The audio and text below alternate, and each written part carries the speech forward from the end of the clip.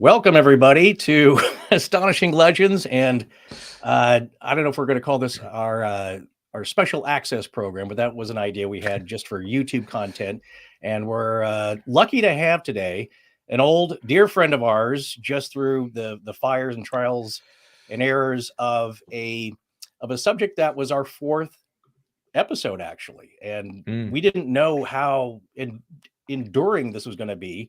And with all the controversies and news and really exciting updates.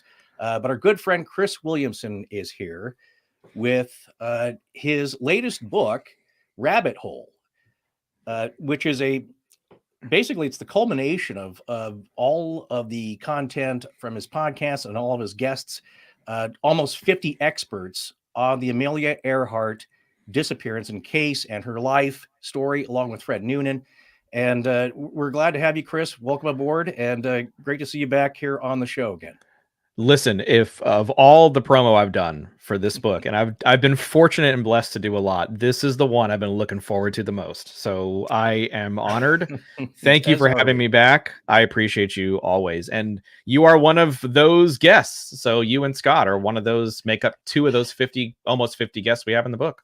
Yeah, that's surprising to be in such storied and honored company there, because these are the biggest minds and voices with this case ever that are still alive. And then some are comments comments were taken, and you recreated it with Leo Bellart's, one of the From Beyond the Grave. Yeah, exactly. So it's even some people who aren't alive now, sadly, but it's everybody who's a who's who in this life history of Amelia Earhart and Fred and the mystery.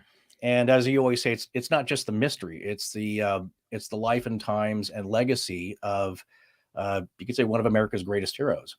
Absolutely. And especially one of our most storied aviators. But let's get your background a little, because it's been a long time since we've had you on the show. Because again, that was our fourth episode. And it's one that people still point to as they searched on Amelia Earhart or some aspect of that. They found our podcast, they listened to it. That got them listening to our show. And that's how you found us.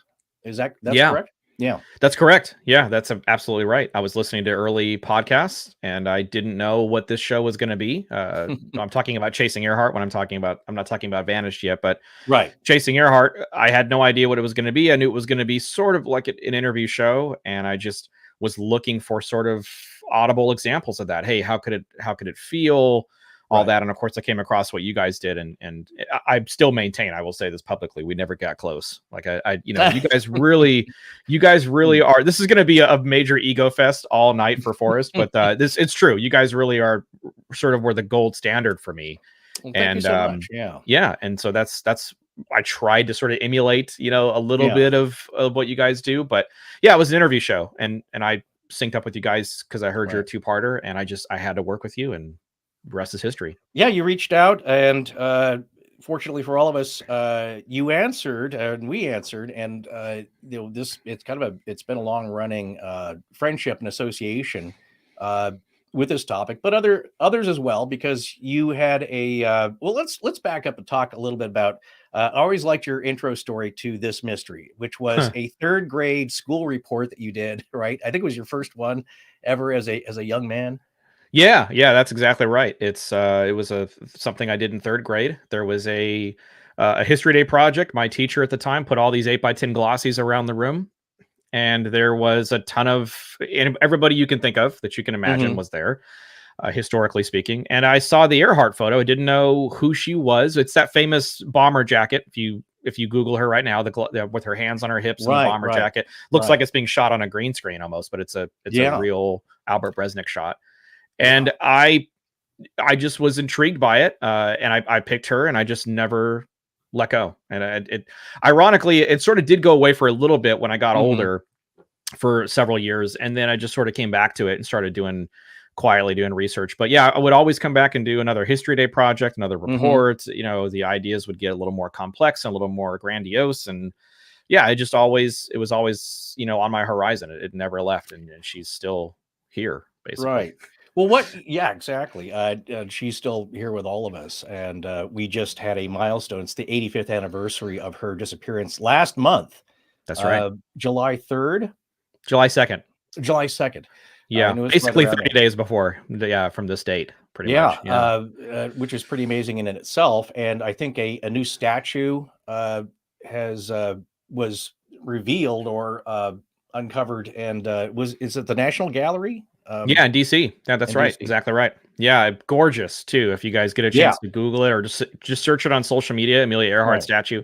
It is an absolutely magnificent statue, and right. the all props and all shout outs to the Atchison Amelia Earhart Foundation and Karen Seberg and Jackie Prejean Hmm. who made that happen over almost a quarter of a century. Yeah, It took them a long time to get that recognition for Earhart on behalf of Amelia. So that's that's a powerful story behind the it's scenes as well. oh yeah, it's quite an achievement, and it's that it's the old trope of time plus pressure, which gets stuff done.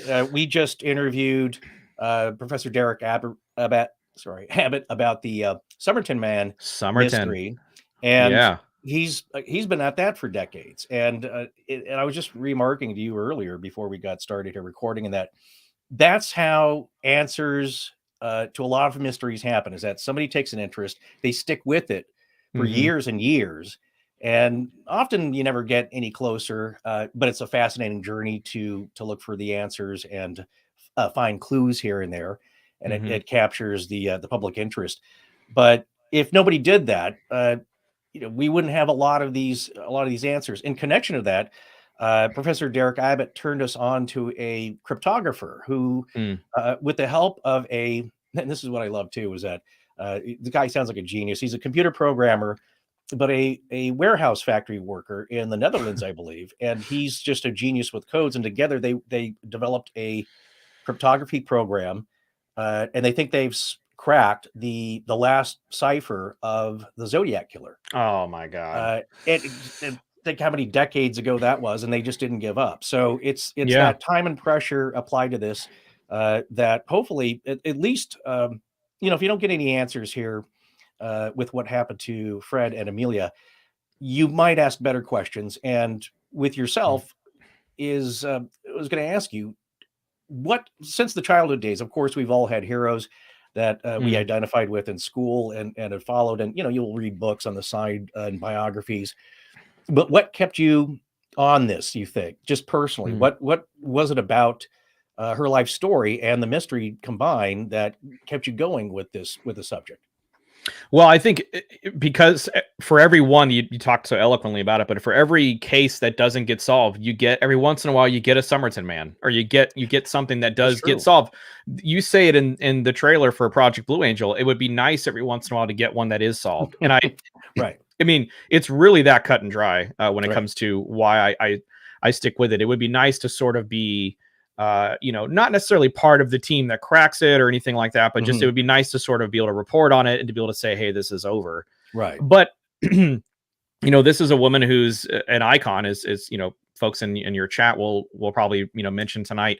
I don't have to preach this to you at all, but she's an icon. Her and Noonan have really stood the test of time. Yeah. It's the greatest. I will argue, it's a hill I will die on. That it's the greatest historical mystery ever. Nothing comes close because of who is at the center of it, right? So like we do, Mhm. Jen and I talk all the time offline about, we wrap season 2. We're in hiatus. We're prepping for season 3. Speaking of Right. Zodiac, actually, so I'll have to talk with you Mm. offline about that. Yeah. But we talk about, season 2 is chock full of some really bad people. We open with Jack the Ripper, which you were so courteous to join us on. And Right. then Right. John Wilkes Booth and, DB Cooper. You could argue either way for that, maybe depending on the legend. And then you got Henry Mhm. Avery, who was an absolute animal, Yeah. and, then you got Earhart, who is the subject of season 1. And she's at the center of this, as you guys say, and I'll reference the throwback to the original show you guys did. It's the juiciest disappearance ever. And she has this amazing life all the way up until the point right before her 40th birthday, where she just vanishes into thin air Right. alongside Right. Noonan, who was, an icon and a giant, and absolutely the man you'd want aboard that plane if you were in that time. So, As they say, the yeah, best person, the best celestial navigator you could get. Uh, at that time, I think it was, which is what you want. I think also part of the enduring mystery and story is that she had this kind of a incredible, magnificent life up until Mhm. the time she disappeared. She was one of the most famous people, at least in the Western world, Yeah. until she vanished. And then, as it rarely happens, you have somebody of that fame and pioneering spirit suddenly go missing. Mm. It's just a whole other. I mean, that's the other volume of the life story, book. There is that Yeah. it just keeps on going. But getting Yeah. back to you, like, how did you get to we all have an interest, but you decided to embark on this journey of starting a podcast and talking to the experts, and with some dogged pursuit, you've gotten, Mhm. like I said, pretty much every major voice with a theory, with with years of research and decades under their own belts, and you got them all together. What gave you the Yeah. idea to just start that out? Because I know it turned out to be at times a lot more than you bargained for. Yeah, absolutely. I started with a list of 25, original 25. I got most of them. There are a few notable exceptions, some Yeah, holdouts, some people that just, for whatever reason don't want to do the show or don't feel the right. platform is right for them.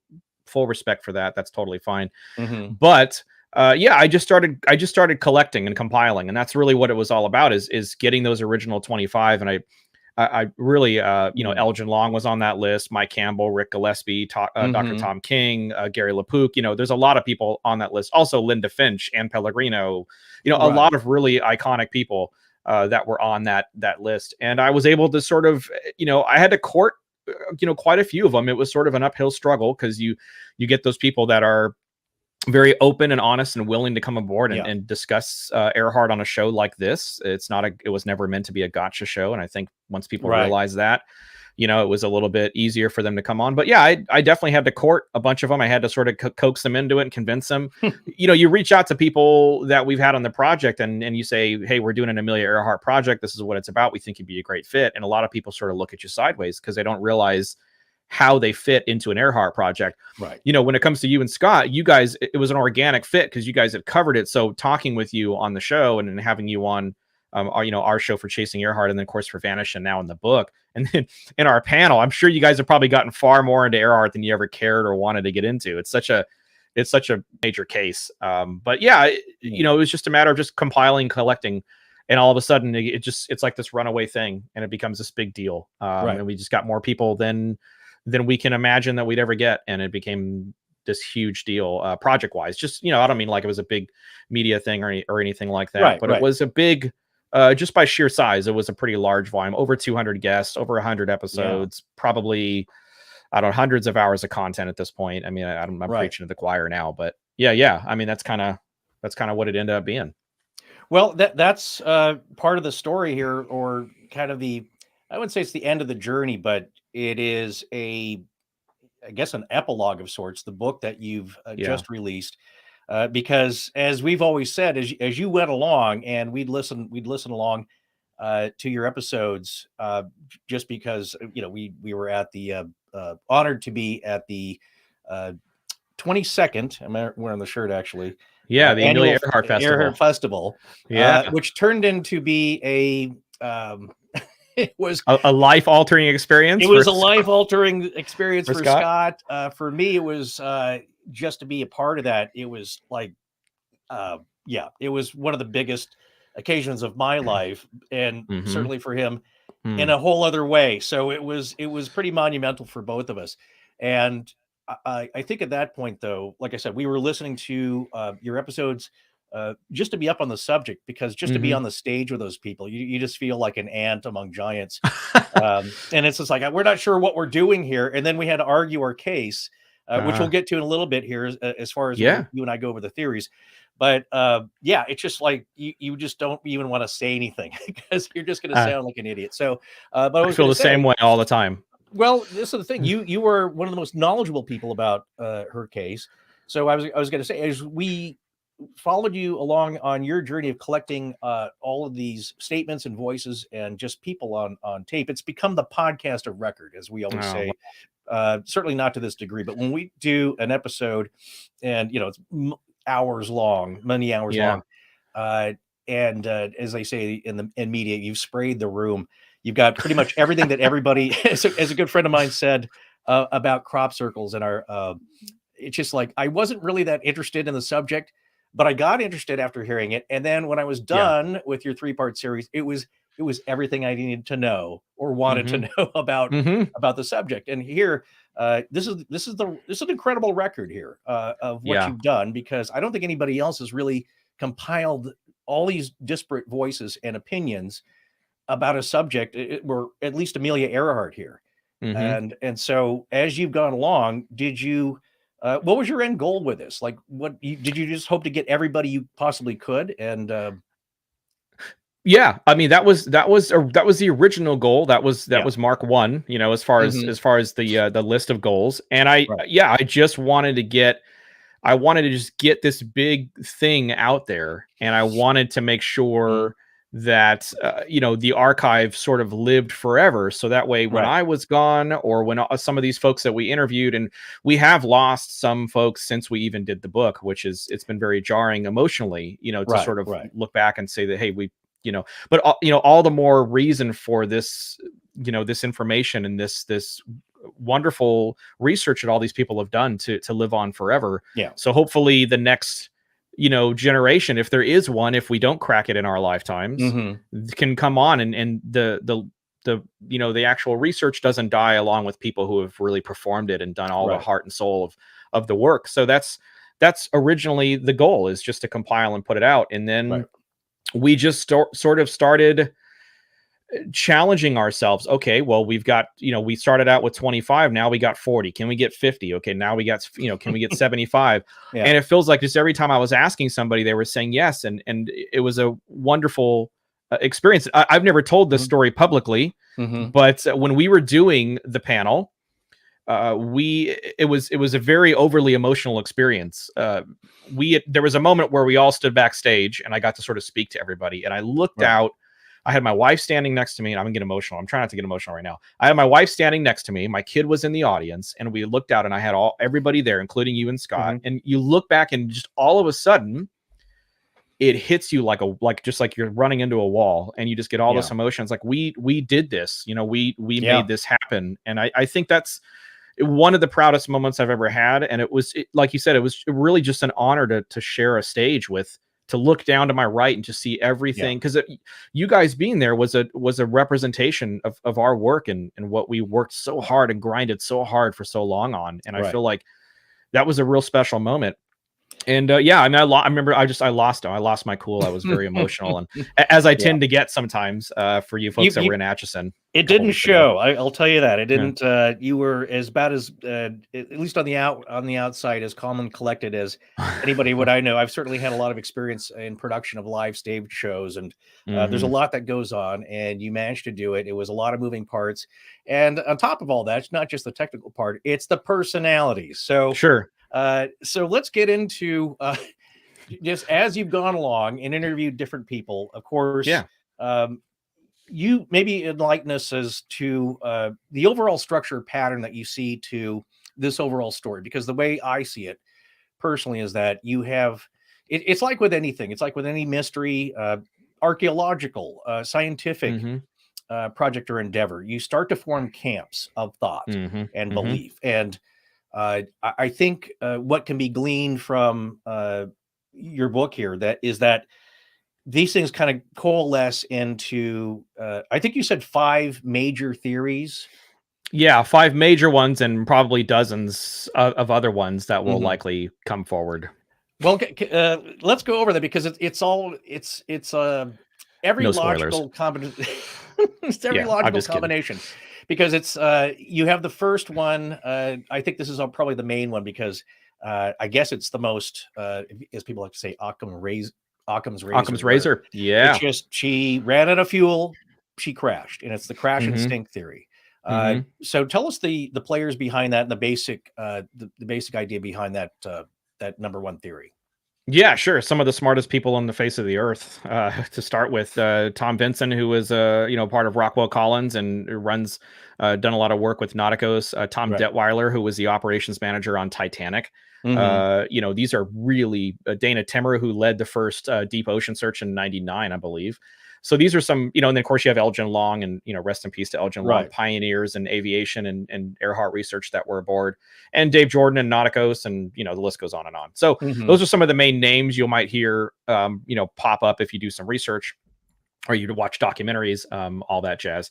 Yeah. And there will be there will be more, but the idea is that's foundational. So that's where we start the story. That's where we start really the back half of the 85 years later type deal. She is going for this tiny island in the middle of nowhere, and listeners of your show will know the story pretty well, but I'll try to be as brief as I can. But she goes for this island. She's with Noonan. They take off from Ley, New Guinea, and they're looking for a little island called Howland Island. If you Google it, it's a tiny speck in the middle of the ocean.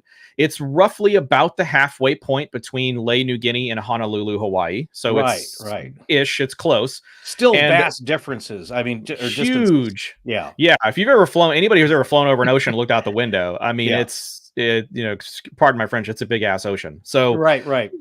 She's flying, she's communicating. The idea is that there's a gentleman by the name of Harry Balfour in Ley, New Guinea, who ran Guinea Airways, who set up radio transmissions to her. The idea was that he was going to basically get her about 50% of the way, and then the other 50% of the way she would be guided in by the Itasca, who was waiting. They were waiting off Howland Island to help guide her in, to refuel, provide a little R&R, send her on her way.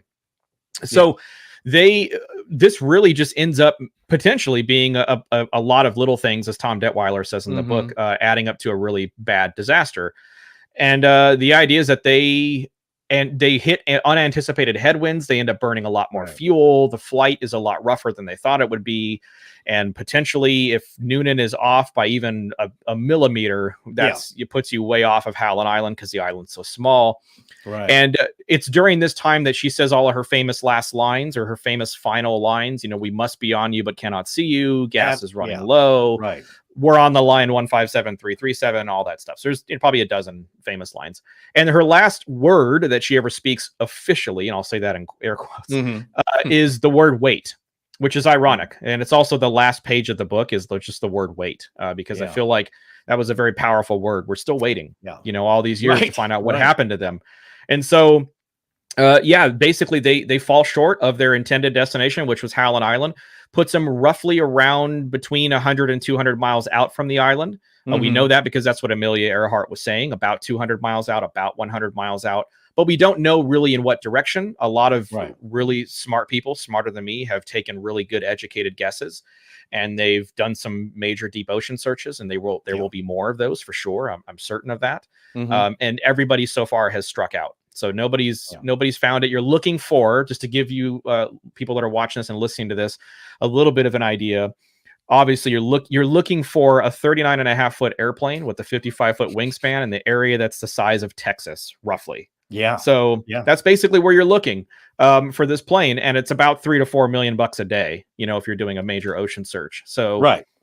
It's going to take somebody with really deep pockets to say, here's $150 million, go search for, a couple months or whatever to go find her. But that's theory one, and that's foundational. And it'll be important to know that, because that is where some of these other theories will have to sort of prove, beyond a reasonable doubt, how she could have arrived at, destination 2 or 3 or 4 that we're going to be talking about. So, it's a jumping off point because she was tracked certainly up to a point. And then at some point that's interesting, because that's the jumping off point for all the theories, because at some point you lose contact with her, and then you're going to have to speculate, or could make a educated guess as to where she goes from there.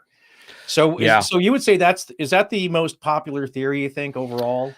That's the most universally accepted theory still, probably. Okay. Now, there are some, obviously the ones we'll talk about have massive internal followings, and they also have a lot of relevance in pop culture, especially when you get to Japanese capture. It's rampant. It runs everywhere. So you could make the argument that Japanese capture might be the second, or maybe even rival number one, for the most universally accepted idea, because everybody sort of loves a good conspiracy, and boy, is that chock full of conspiracies, that particular angle. So, but universal acceptance, I would say, if I had to pick, I would say probably Crash and Sink is it.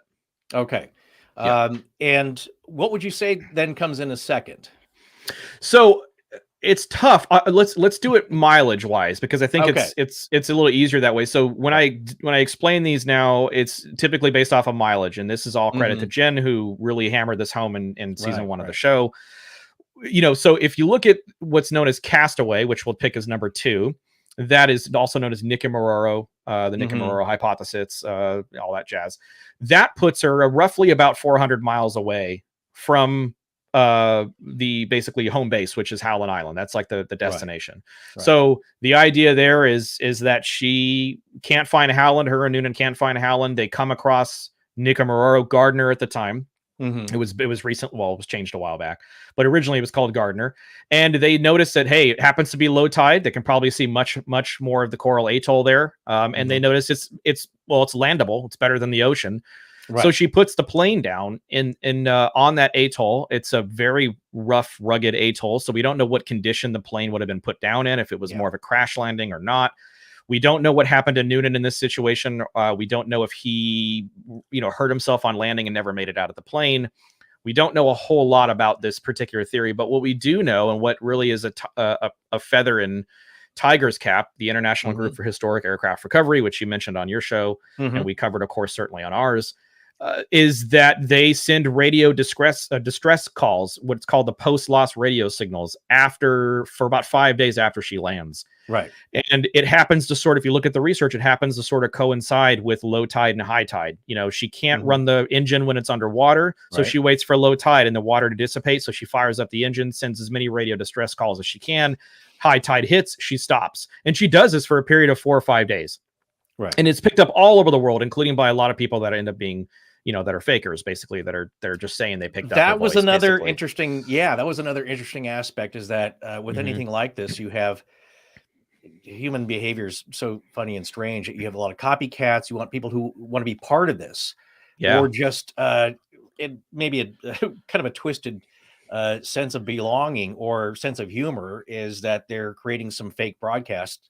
Now, there are a few people, though. What that one famous case of, I think it was a young girl who claimed that she heard her come in over. It was a ham radio, right? Yeah, Betty Klink. Yeah, she was in Florida. God, it's been. I hope I don't get some major things right, but I think it's running. Everything's just. I make a joke to myself, when you pour a gallon of knowledge into a shot glass of a brain, you're going to spill some. And so that's deal with that all the time. Yeah, that's how I feel about myself a lot. But yeah, no, she's just listening to the shortwave radio. She's like 13 years old, 12, 13 years old. She's a kid. And she's listening, as she always does, or as she always did. And she starts hearing all these frantic calls come over the radio. You might ask, well, how, if she's over there by Nicki Mororo, how is it possible that she could be heard in Florida somewhere? Well, we talk a lot in the book about Skip, and how Skip works with the ionosphere, and how it can bounce radio signals, and you can pick up really random weird stuff. So she has the foresight to start scribbling down everything she could hear, she could sort of, make out. And she gets some really juicy stuff, like, this is Amelia Earhart, please help me, water is up to knee level, just like a bunch of stuff. She gets a whole bunch of stuff, and she starts frantically writing it down. And her father comes home, and she tells her father, of course, and her father takes it to the Coast Guard, and they don't buy it. They don't believe it. I think it's just another, another fake account, or someone that she's catching somebody that's just BSing and saying that they're Earhart, whatever. And so, yeah, it ends up being really a cornerstone of Tiger's case. Rick Gillespie goes out and reaches out to him, and reaches out to Betty, and as she's much older now, and at that point, I should say, she's since passed on. But yeah, he reaches out, he takes it, he believes what she's saying, he believes her story, and he picks up where she left off, and they do a lot of really wonderful work on it, interpreting it, determining it's real, determining it's a legitimate piece of evidence. And now it's Tiger's sort of done what they do, which is sort of stuck that in their wheelhouse and kept it in sort of their this now massive archive of circumstantial evidence, is what people would say. A lot of people would say. But of course, people that are in Tiger know it's real, so it's tough. Right. Yeah, I mean, but that's the second one probably that makes certainly Rick Gillespie's done a bang up job getting a lot of media attention. Oh yeah, and a lot of buzz behind this, which is what you need. We were talking earlier. This is millions of dollars every time you go out there, just to have the people power, the boats, all the equipment, all the tech behind it, not to mention the research and just getting there. It's not like it's a very accessible place. So Right. Nika Maroro, I think probably maybe due to Tiger's efforts and his leadership there, has made it probably theory number two, right? You would Yeah. say is just because that's what people know, and every time something's discovered there, whether you believe it or not, is something worth following. And as you say, in this kind of case, you have to chase down every lead, right? It's never good to just Yeah. dismiss something because that doesn't sound reasonable to me, so you don't follow up with it. So like it or not, every time they discover something there, and there's been he's been there like six times, right? I think by Oh, this. they've been there for probably 13 or 14 expeditions, I Okay, think now at this wow, point, out to yeah, Nicamoro. So they've right, really, and there's more to do. I mean, we talked to yeah, Dr. King, and I think he mentions it in hmm, in the book. Like there's always more you can do. There's right, there's other angles of the case. They really want to concentrate. Dr. King, I won't put words in his mouth, but last I talked to him, he thought it was really important for them to continue concentrating on land and on the Seven site. And that's right, another thing. They have right, this castaway camp, this remnants of this castaway camp that they have been focusing a lot of their attention on, hmm, rightfully so. But a lot of people that sort of argue against this particular theory or whatever the cases would say that was a highly trafficked island. They had the SS Norwich City that ran aground there just several years before Earhart and Noonan would have shown hmm, up. In 37, it was a coconut plantation at one point. And there's also an awful lot of stuff that just washes up on the yeah, shores of these islands. So yeah, you have to sort of take a lot of that into consideration, which to their credit, I think they have. right, And they've even made originally they had a sextant that they thought might have belonged to Noonan, and through right, John Cada and some of his research, he was able to determine that it was likely not Noonan's, yeah, pretty handily. So they're doing the work, but it's a tough, it's a tough scenario. I would never yeah, pretend to speak on Gillespie's, personal sure, thoughts on it or sure. anything like that. But he has done a magnificent job of keeping her in the limelight and keeping her relevant and to a modern audience when it comes to the disappearance. And we all owe him for that, I think. Yeah, I whether don't think you it's, yeah, I agree, whether you like his methods or not, or you think what they found, the empty jar of freckle cream, yeah, or a shoe, or was it the torn off hatch, I think aluminum hatch, yeah, the patch panel. Yeah, flange, the yeah, patch the patch panel. panel. Hmm. They found some interesting things. I think if you don't buy into any of that at all, what it tells me is that uh, the oceans, this what covers most of this planet, is a very mysterious operation in a lot of ways. Just like you said, the weird stuff Yeah, that ends up on a tiny patch of land in the middle of the ocean, right. and that as people visit it, and throughout the years, and like I said, it's not just. I think a lot of people tend to think, well, if it's a uninhabited, deserted island, that there's not going to be anything there. But over the course of human history, people do Hmm. visit it, and you could have, like you said, adventuring ancient peoples from Micronesia, uh, Yeah, in the beads and trinkets that they've left there, or their mark, and then you have the modern age. I mean, we talked about the guano business yeah, and the ships yeah. that come there, and just over the years, everybody visits it, and it's kind of a you could call it a grease trap or sink trap for Hmm. that part of the ocean where you get a lot of clues, but they could all just be unconnected. Yeah.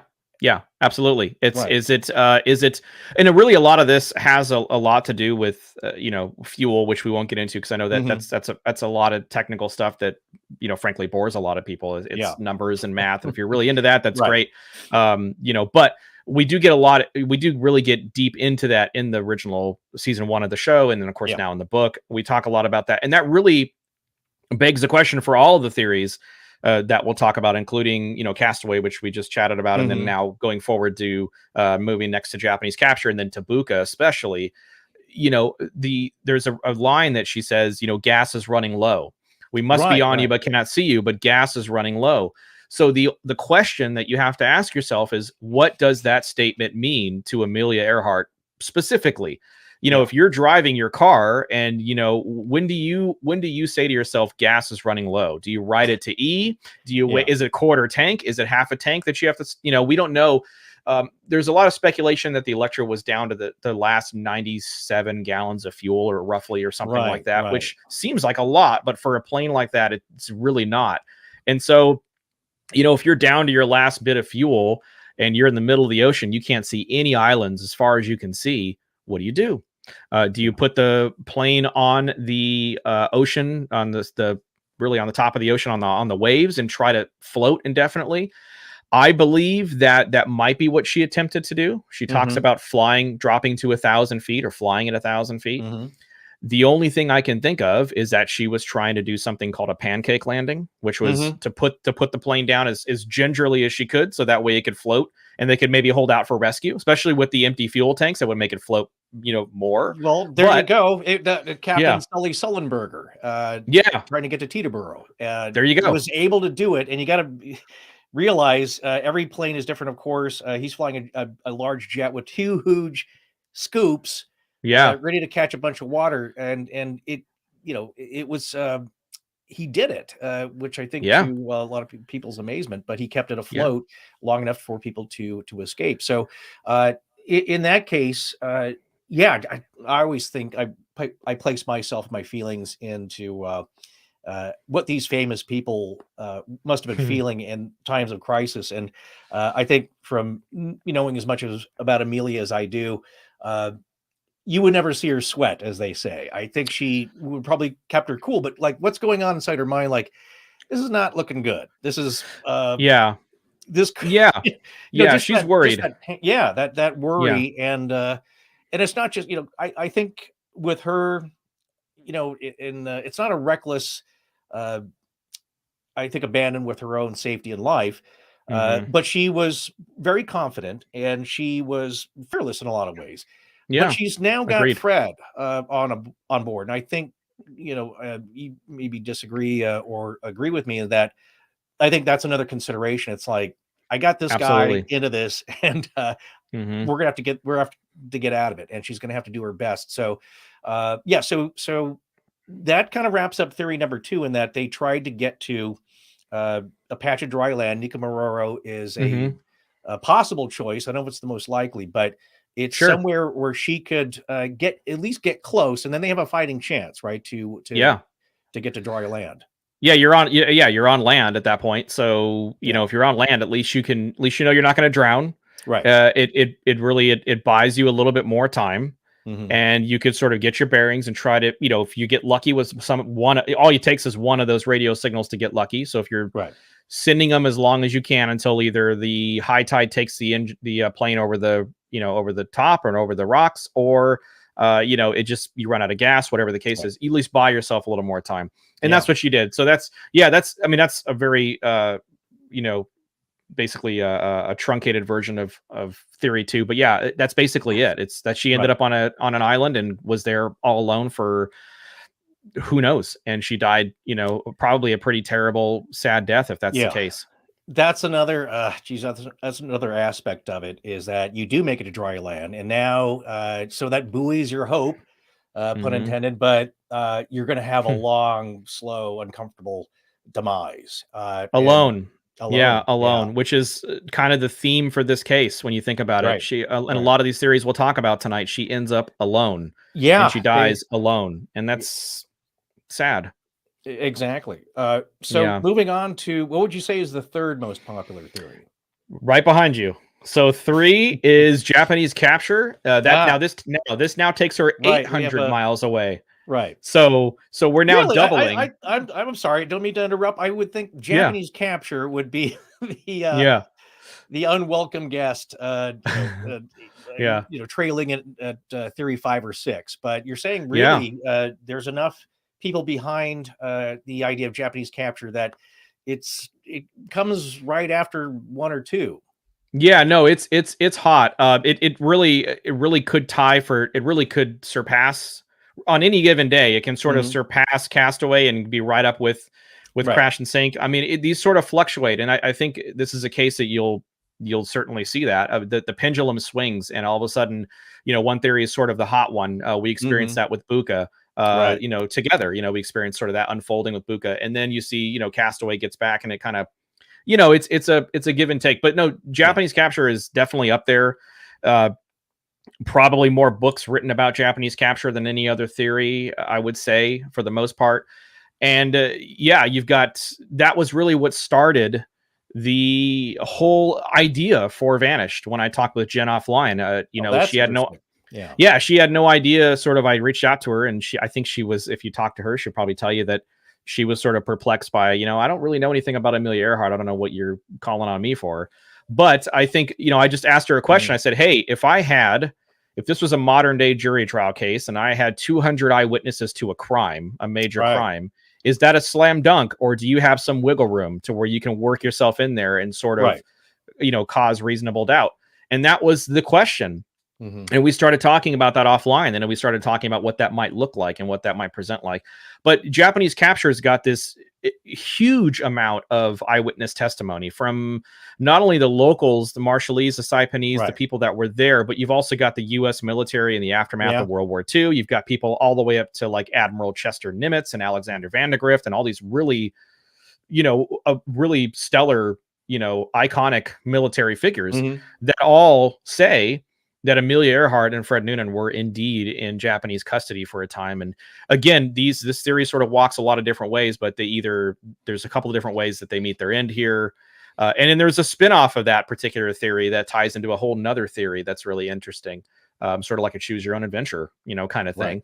But yeah, Japanese Capture is a big one. It's a juggernaut of a theory for sure. And, as you know, the doc photo you've got behind you, found by Les Kinney in the National Archives, that's just one aspect of this monster theory that's just out there in the ether right now. Well, let's talk. I think people that have heard the story, I mean, essentially that she did successfully land, was captured by the Japanese at a time where World War II, of course, had not broken out, but they were expanding their military presence very heavily throughout the South Pacific with no real Western incursion into that. And I think these are the facts, and that the United States government, as long as other Western governments, were very, let's say, keen to figure out and find out and keep up to date with what they were doing. They could smell feel the winds of war encroaching, and that they didn't want to be caught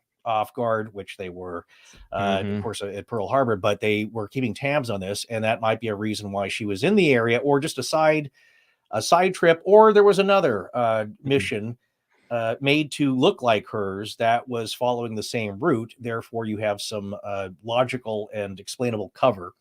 And then she ends up being captured in prison on Saipan for about 5 years, right? I think until the U.S. military was able to invade the island. And at that point, it didn't end there. There's a bunch of stories, at least from a few Marines and one Army personnel member, and a bunch of others. And this is what I find fascinating with this, is that it's why you brought the story to Jen, is that we see this all the time. It's a very easy, I think, excuse for people to fall back on, but it's human behavior. I understand this, where people say, well, there was a bunch of eyewitness reports of this one extraordinary event, but you can't count on eyewitness testimony. And so if that's all there is, they throw that out. This is what I always say, is that, again, just people, whatever it is, if it's Kelly Hopkinsville, the aerial school landing, it's like, okay, well, there's no physical evidence, or maybe you have some prints or some residue left behind, but it's mostly just eyewitness testimony. And we all know how faulty that can be, false memories and suggestibility, people making stuff up for monetary gain. Yeah. And I always say, like, well, it's worth something if that's all you have. And especially with the higher numbers of testimony, like you said, over 200 local indigenous peoples, the Chamorros of Saipan, the indigenous peoples there, all report and again, you have to realize it's a white woman and a white man who were not seen anywhere around in the area, because it was highly sensitive to the Japanese military, and it just wouldn't be a possibility unless it was an extraordinary circumstance like the one we're talking about. That they all testified that they saw exactly that. And that's what leads us to we'll get to the photo here in a second, but I think the when you have that amount of testimony coming in, going on record. Plus, as you said, the testimony of military personnel going up to the highest ranks, to the high brass here.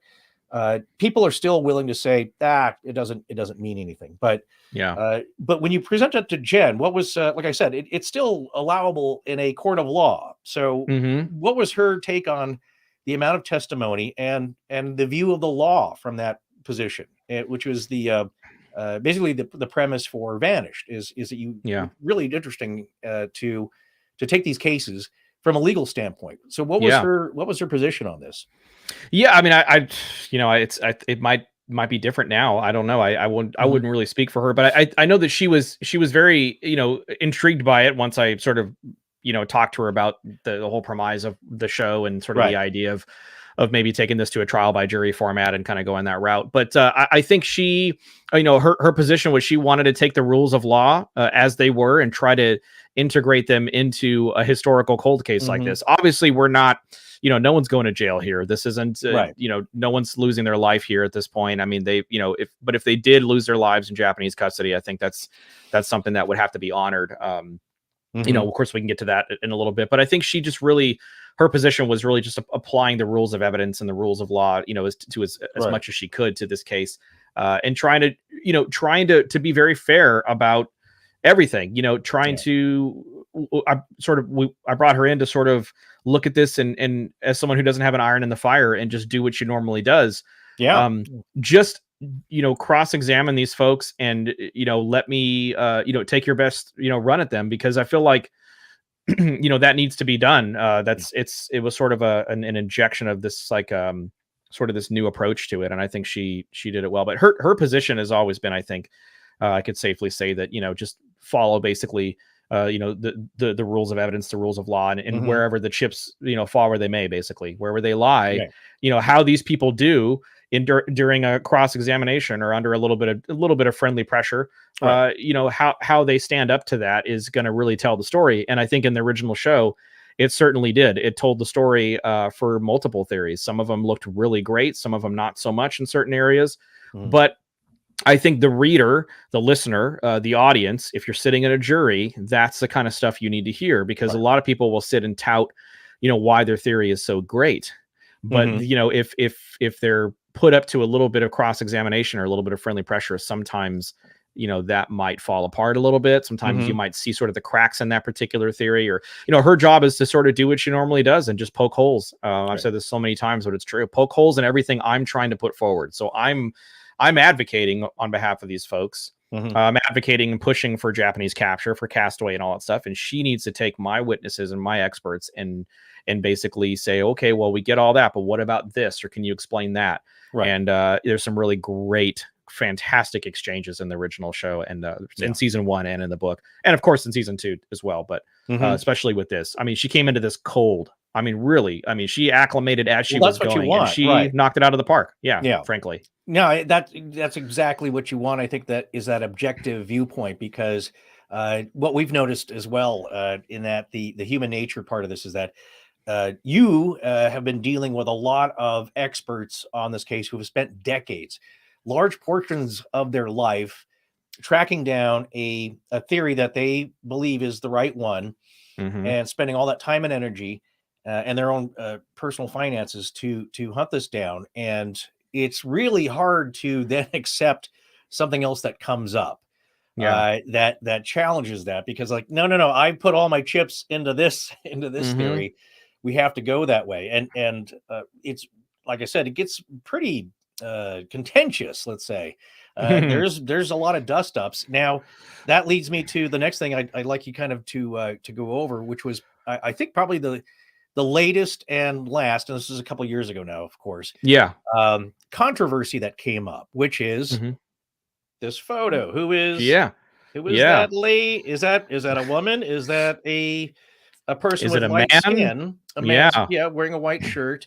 Who is the who is that guy leaning up against the pole is what I want to know. That's the star of that photo, I think. Right. Yeah. So explain this photo, because I know it as the Jaguar Doc Photo. And, that's exactly right. Explain the story of this, because again, this caused a lot of buzz, and then it caused, I would say, a lot of turmoil in the aftermath of what people were claiming about the photo and the counterclaims, and it caused a huge dust up in this field.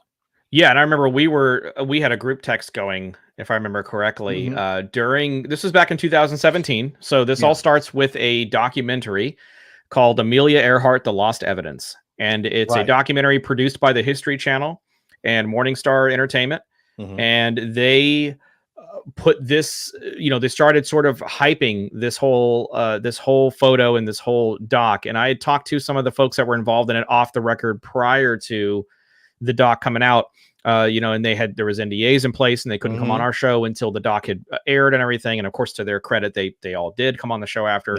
But this doc basically is centered on a couple of different things, but one of them is the photo that's behind you. And it's as you said, it's known as the Jaguar Doc Photo. And Les Kinney is really a walking encyclopedia. He knows this case more than anybody. He could run circles around me 100 times before I could even know what's going on. So full disclosure there, but he finds it in the National Archives. And to my knowledge, the way that it goes is he has it for a little while and he takes a second look. He doesn't really think anything of it or too much of it at first. And then he looks at it again and under a little bit more of a microscope, essentially. And he's like, holy crap, this is really, and he sees Noonan first and he was like, wow, that's really remarkable. And they really zero in on Noonan in that documentary. And he makes the declaration. He feels that this is Amelia Earhart and Fred Noonan. There could have been no other white people in the Marshall Islands at this time. And he's done a lot of research to sort of stand behind that statement. And the photo drops a couple of weeks shy, I think, of the documentary. And the documentary, I mean, History Channel goes all in on this. They go all chips in, as to quote what you were just talking about, to reference what you were just talking about. And the doc comes out, does huge numbers. I mean, it's huge, ratings and everything. And about a week or so after the doc comes out, or maybe a couple of weeks now, I get the dates all mixed up. There is a pair of Japanese bloggers. We spoke to one of them through an interpreter. We spoke to one of them, and they informed us, and of course informed everybody else, and it sort of started making the rounds that the photo that Les found was actually taken 2 years prior to them arriving in the Marshall Islands, and that it was found in what's called a Japanese travel logbook. And it's not really a book as we know it, but it's sort of loosely binded. And the photo was dated of 1935, the year of 1935. So he made that determination that it could not have been them because they hadn't arrived until 2 years later. So that made sort of the History Channel backtrack and backpedal, and it was sort of a media and PR nightmare for the History Channel. But to his credit, Les Kinney stands behind it. He talks about it in the book and the fallout of sort of all of that a little bit from his perspective. And it's a really incredibly powerful, intimate moment in the book. And he talks about that. And I ask him about those things, and he stands behind it. And since then he's kept grinding on it. And to his credit. And I think he stands by it now. I think the people behind or around him stand by it. Absolutely 1,000%. And it's certainly not the last you've heard. I think there's, if anybody's going to be involved in discovering what happened to Earhart, he's probably going to be one of them involved in it. And I feel like it's not the last you've heard. So that's a very long-winded sort of answer, but that's basically what happened with the documentary and the photo. You've boiled it down. Essentially, though, here are the contentious points about it from what I remember. You and correct me as we go, please. Is that these two bloggers claim that it was in some kind of national archives in Japan, or it was in a collection. But it again, what you were talking about is like it's almost like a homemade photo book. If anybody's of that generation, you remember that they were kind of loosely bound on 2 points, loose leaf pages, and economically printed, let's say. But they had a copy of that, and then it was since not to be found. Right, there was something kind of sketchy. Now I wouldn't say sketchy, but it was like suspicious in that. They claim it's from this book, but then nobody else could find. There was like one copy, and then now that book can't be found. Right? Yeah. It gets weirder and weirder as you go. And Les is, I think, is one of those people that, he was really involved in that. He was all in on that, and I think he's going. He's gone back. He's done since done research, and I think, you'll hear more from him on that. But yeah, that's exactly what it was. It was just this big sort of debacle around the photo. Probably wasn't handled in the best way. They probably didn't. They probably should have assigned some folks to sort of research the photo in depth as part of that production to sort of be like, make sure, hey, what else could this be besides, who else could this be besides Earhart and Noonan? But I respect Les's opinion enough to say that if he thinks it's them, I feel like, it could very well be them. I mean, right. How many times have you, as you just mentioned, photo books that we've all collected, how many times have you misdated an image? I mean, it happens all the time. Or you just write out something, or you this is probably around this time or whatever. And there's certainly room for error there. And I feel like you'll see some more in that. Right. I'm just gonna, it's of course the theory that I enjoy the most and perhaps think is most logical. A lot of people think is what's funny is that a lot of people will think like that's outrageous, no way, or it's too fantastical. But I look back on all the crazy stuff that happened around World War II, and it's like it doesn't seem that there's a lot of fantastical, weird stuff. I don't think it's that. How is it that crazy? Other than it just wasn't widely known. So the other thing about it is that they claim that the photo was dated, but then you're relying on the word. As far as I know, you're relying on the word of these two bloggers. And maybe I'm not saying that they're lying. I'm just saying that if they saw a date, it could be wrong. The other point of contention, though, was that people were saying the dock itself, I think, was the electrical lines. The electrical lines. But here's the thing: I still have a copy of this on my desktop on my computer. That you heard from the interior minister, I think, of the island that no, that dock could have been in place in 1935. Right. I'm sorry, in 1937. In 37. Yeah. As it is. So it's, and they would know, right? I mean, you think if anybody would know on the face of the earth, it'd probably be them. It's an official letter. I have a copy of it. It's just a statement saying like, no, it's not. Here's the thing. It's like, we don't have any definitive proof is that we don't really know who those people are, but it's almost like the Patterson Gimlin Bigfoot film is that nobody ever discredits the film itself. They question what the film shows. Here, nobody's saying this is Photoshop. Certainly they weren't. It's not an optical trick. It's not Photoshop. Is that the photo is real. You do see all the people in it were at that dock. And the question is, was it in 1937 or, okay, so let's say it was, then you're going to say, well, it's not them. But again, I just look at it and it's that old phrase, are you going to trust your own lying eyes? Yeah. And I look at it, it's like, man, I don't know, to me, it looks like, the way she wore her hair, how short it was. She does look, that person sitting down looks a lot more pale than the people around, the other people in the dock.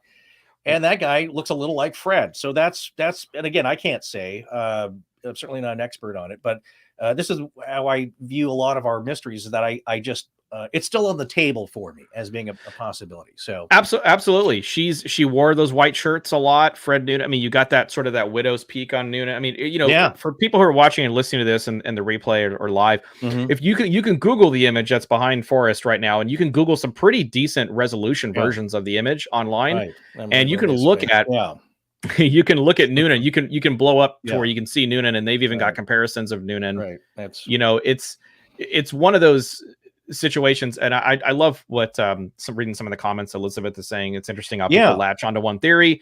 That's not really that uncommon. We covered DB Cooper. It gets really bad with Cooper with all the different suspects, as you are well aware. It gets this Jack the Ripper. I mean, everything we cover on the show has a very sort of staunch these people that advocate very hard for a given theory or suspect or idea or whatever the case is. So this is if this is real, or if this is, I won't say if this is real, if this is them, you've got we talk about smoking guns, and Jen talks about it in the book where there's really not a legal term for what would constitute as a smoking gun, but this would be about as close as you can get, without getting a body or a plane or something like that. I mean, you got Earhart, potentially Noonan, and we haven't talked about it, but the Koshu on the far right side of the image is towing the Electra, according to Les and the people that are. So if you blow the image up, Yeah, you can see the Electra. So think of what you've got here. You've got everything you absolutely need in one solitary image to positively identify that Earhart and Noonan were in the Marshall Islands in Japanese custody. And you know, it's a bombshell as far as I'm concerned. And I think it's important enough that, you know, that Les and the people that are involved in that are really researching and looking aggressively at it. They're not going to give up on that image, and I rightfully so. They should not, because I think it's a pretty amazing, you know, it's a pretty amazing piece of history if that's the case. And if he's right, it's just like the thing with Bill Snavely, right? And we'll get into that next. Yeah, you that's know, coming up. You can talk about that all you want. You can poo-poo that all you want. You can naysay that all you want. But what if he's right? Yeah. And you don't act? Then what?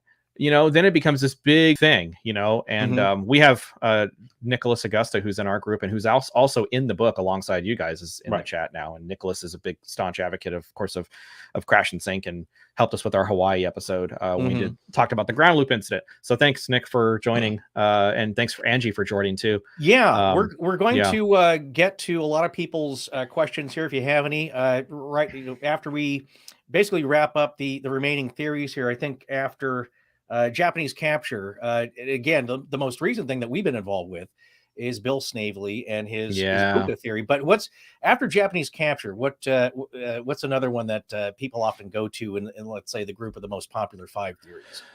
Well, you know, I would say it's you know, as far as popularity, I mean, it's tough. Again, this rotates on a given day, but I really love what speaking of Bill Snavely, I really love what Project Blue Angel's doing. I really love what Snavely's doing. I love more than anything else the attitude he's got. It's invigorating, it's refreshing. It's an injection of a fresh attitude into this case, into a very old, you know, cold case, historically speaking.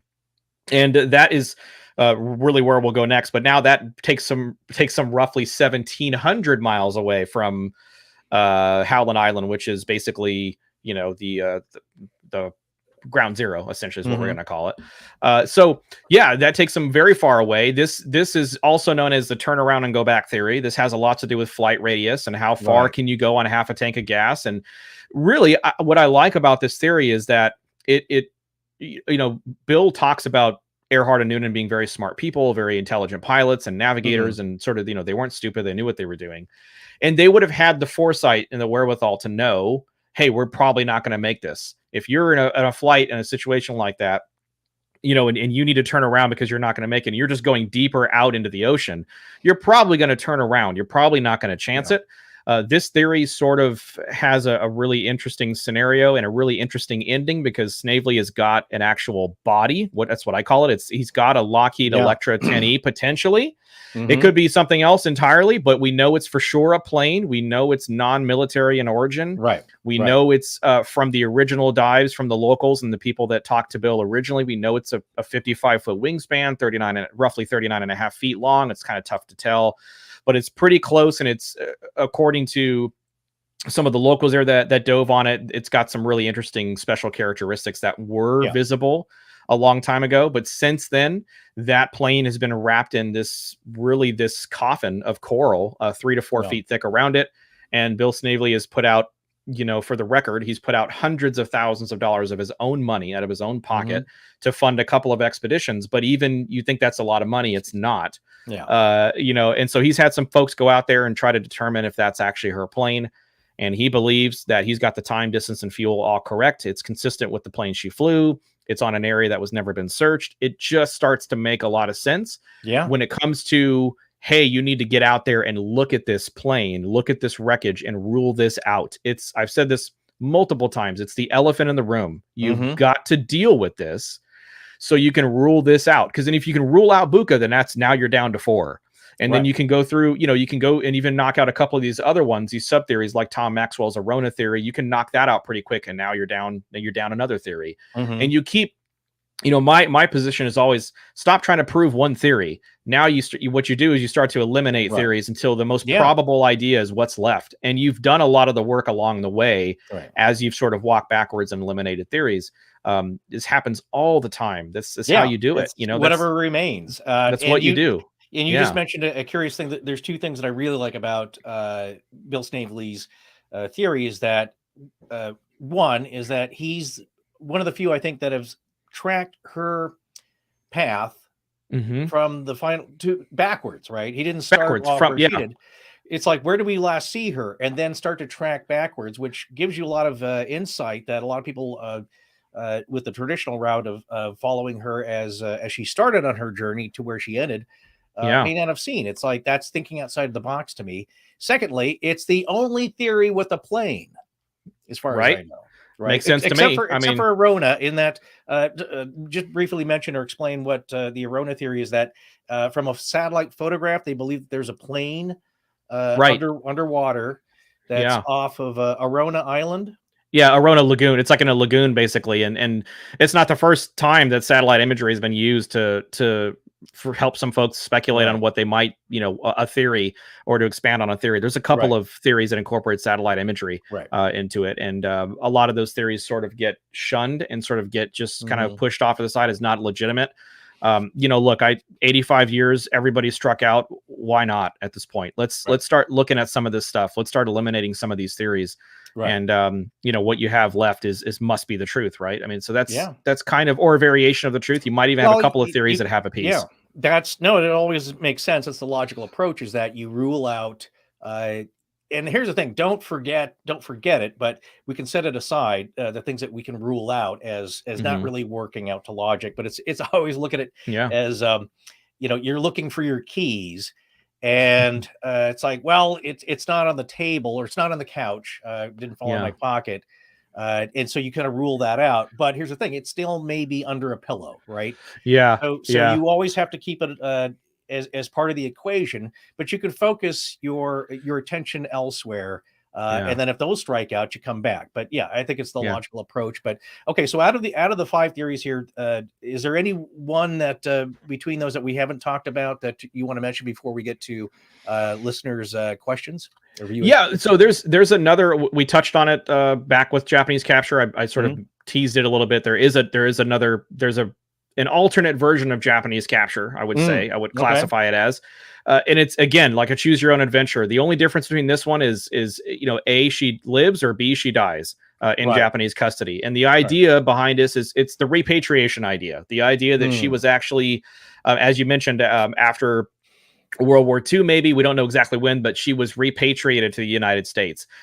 It seems a little wild at first, but when you think about who Earhart was intimately connected with, how about the president of the United States at the time, FDR, really close, Eleanor Roosevelt, really close. I mean, she had the connections. Jackie Cochran, who later founded the WASP, and people that were really close friends of Amelia Earhart. So, hey, Scott's in there. Hey, oh, yeah, it's cool to see Scott. By the way, folks, I didn't mention this before. I didn't know if he would drop in, but Scott is on a much needed break. R&R. Yeah, he's I can honestly tell you, he just he carries the heaviest load here with this show and anything we do. So hats off to him. I wish I was there. Sounds like he's having a blast and a much needed little mini vacation. So absolutely. Yep. And then we have a bunch of other folks, but we're going to get to some questions, because I think this is really one of the things I was looking forward to in having kind of a live stream going, and a live show, is that a lot of people don't get to ask you questions. When they've posed questions to us, it's like, well, we'll ask Chris or we'll ask Bill. But here they can ask you directly anything that they've been thinking about, because again, it's like, always see this is that you are you're kind of the editor. You're the compiler of theories and information, and just by that fact, you have a good handle on everything that's really out there, which is the culmination of your book. Again, the title of that, folks, is Rabbit Hole: The Vanishing of Amelia Earhart and Fred Noonan. And it's really a lot of the conversations that have ended up on the podcast Chasing Earhart. All compiled into a book, and just what a feat of effort on your part, sir. My head's off. Well, thank you. It's really a testament to everybody who was on the show and everybody who guessed it in the book, including you guys. I mean, we don't have a book. I don't have a book without you guys, without everybody who's involved in this, who makes up sort of you know, the actual meat and potatoes of the book. I mean, if it's just me rambling on for 800 pages, it's people are flipping that, closing that within a few, you know, pages. So people want to hear from really the stars of the show, which is, you know, you guys, along with the full guest list that we have. And that's really, and Jen, of course, to Jen's credit, she's amazing in the show and in the book. And yeah, I mean, I'm one of those people. I'm put me in the background, put me behind the scenes. I'll produce, I'll create content, I'll do that stuff. I'm not really a big fan of, you know, with this book release, I've sort of, you know, made myself, stepped out into the spotlight a little bit and made myself a lot more vulnerable than I've ever been comfortable with being. That's part of the deal, is that, well, it's like having a theory. As soon as you put yourself out there, you're now a target, you're under fire for public opinion, and you have to stand by what you believe. And that's what you've done with this project. But now I'm getting crucified. You know, sometimes you kind of get crucified from like multiple angles. So it's like you need to pick a side. But exactly. I refuse. I love all of this. This is, like I always say, and it's true, this is a love letter, not only to Amelia and Fred, but it's my love letter to everybody that's involved in this case. And I support everybody. I push everybody. That's the point. People don't like that sometimes. But, you know, hey, I'm not going to change my stance and who I am and my personal approach to something just because, you know, somebody puts a little friendly pressure on me. You know, that's not how it works. Speaking of friendly pressure, we won't get into the sordid details, but we must talk about, I think, what is the most outrageous, I think, generally thought of theory of where she ended up with, because it's a little bit of intrigue. As you just laid out the theme for this, is that Amelia survived. She may have been captured, but she did not end up being killed by the Japanese or drowning in the ocean. And it's also, again, a lot of the people here, I think, that are watching, listening to this, like myself, first got very intrigued with the story when they were younger by watching In Search of and Leonard Nimoy going over the details. And this was the one that was, you know, as a kid watching this, like, it was a short segment within the program, but it was the one that made me think, like, what? Like, she really just assumed another identity as Irene Bolam. Yeah. So if you would go over that theory, if you would, because that's the one that I think is, a lot of people feel is the most outrageous. But when you hear that, here's the thing, is that it's easy to dismiss this theory, as a lot of our stories that we cover are. But when you start to hear the details and you really get to know about it, and I think it's human nature to say, that's crazy. You know, that could never happen. Yeah. Could it not happen? Because give us some of the bullet points of this theory and why you think it's plausible, why it should be on the table. Oh, I love this theory. I mean, can I just say I do. It was the first theory that we investigated, that I worked on personally. And it was really based off the research of a gentleman by the name of Joe Gervais, who is a pioneer in Earhart research. A lot of people across the board would agree that, you know, he did some really amazing Earhart research. Right. And in 1970, a book comes out written by another Joe Kloss, and it's based off of Joe Gervais's research. So you got two Joes here working together. And the book is called Amelia Earhart Lives. Awesome title. Grabber for sure. And it makes a lot of declarations in the book. And one of the main declaration in the book is what you just alluded to, was that Amelia Earhart did not, in fact, die in Japanese custody. She actually was repatriated back into the United States some years later.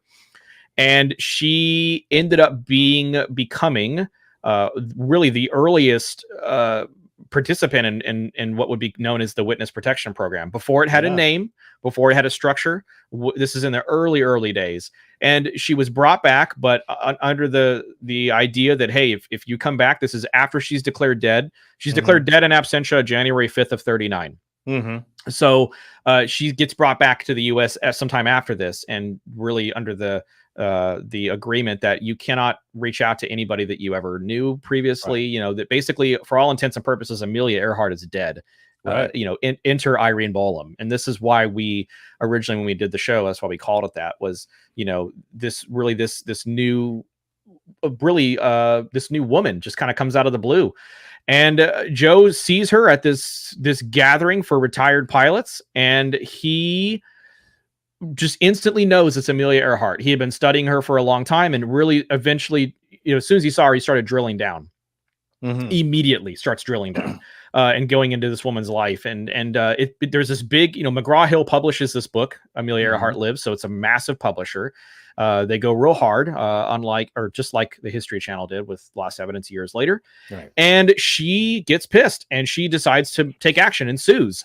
And she sues them in a court, and she wins the case, which is really interesting. And what she wants is, she wants the book to be pulled, obviously. And then she, there's a dollar figure supposedly on it that she wants, or that she's suing for. She wins. The part of the settlement agreement, or part of the the docket or the record, whatever, is that she has to give a set of fingerprints. And she, as soon as she hears that, she instantly drops the case after she's won it.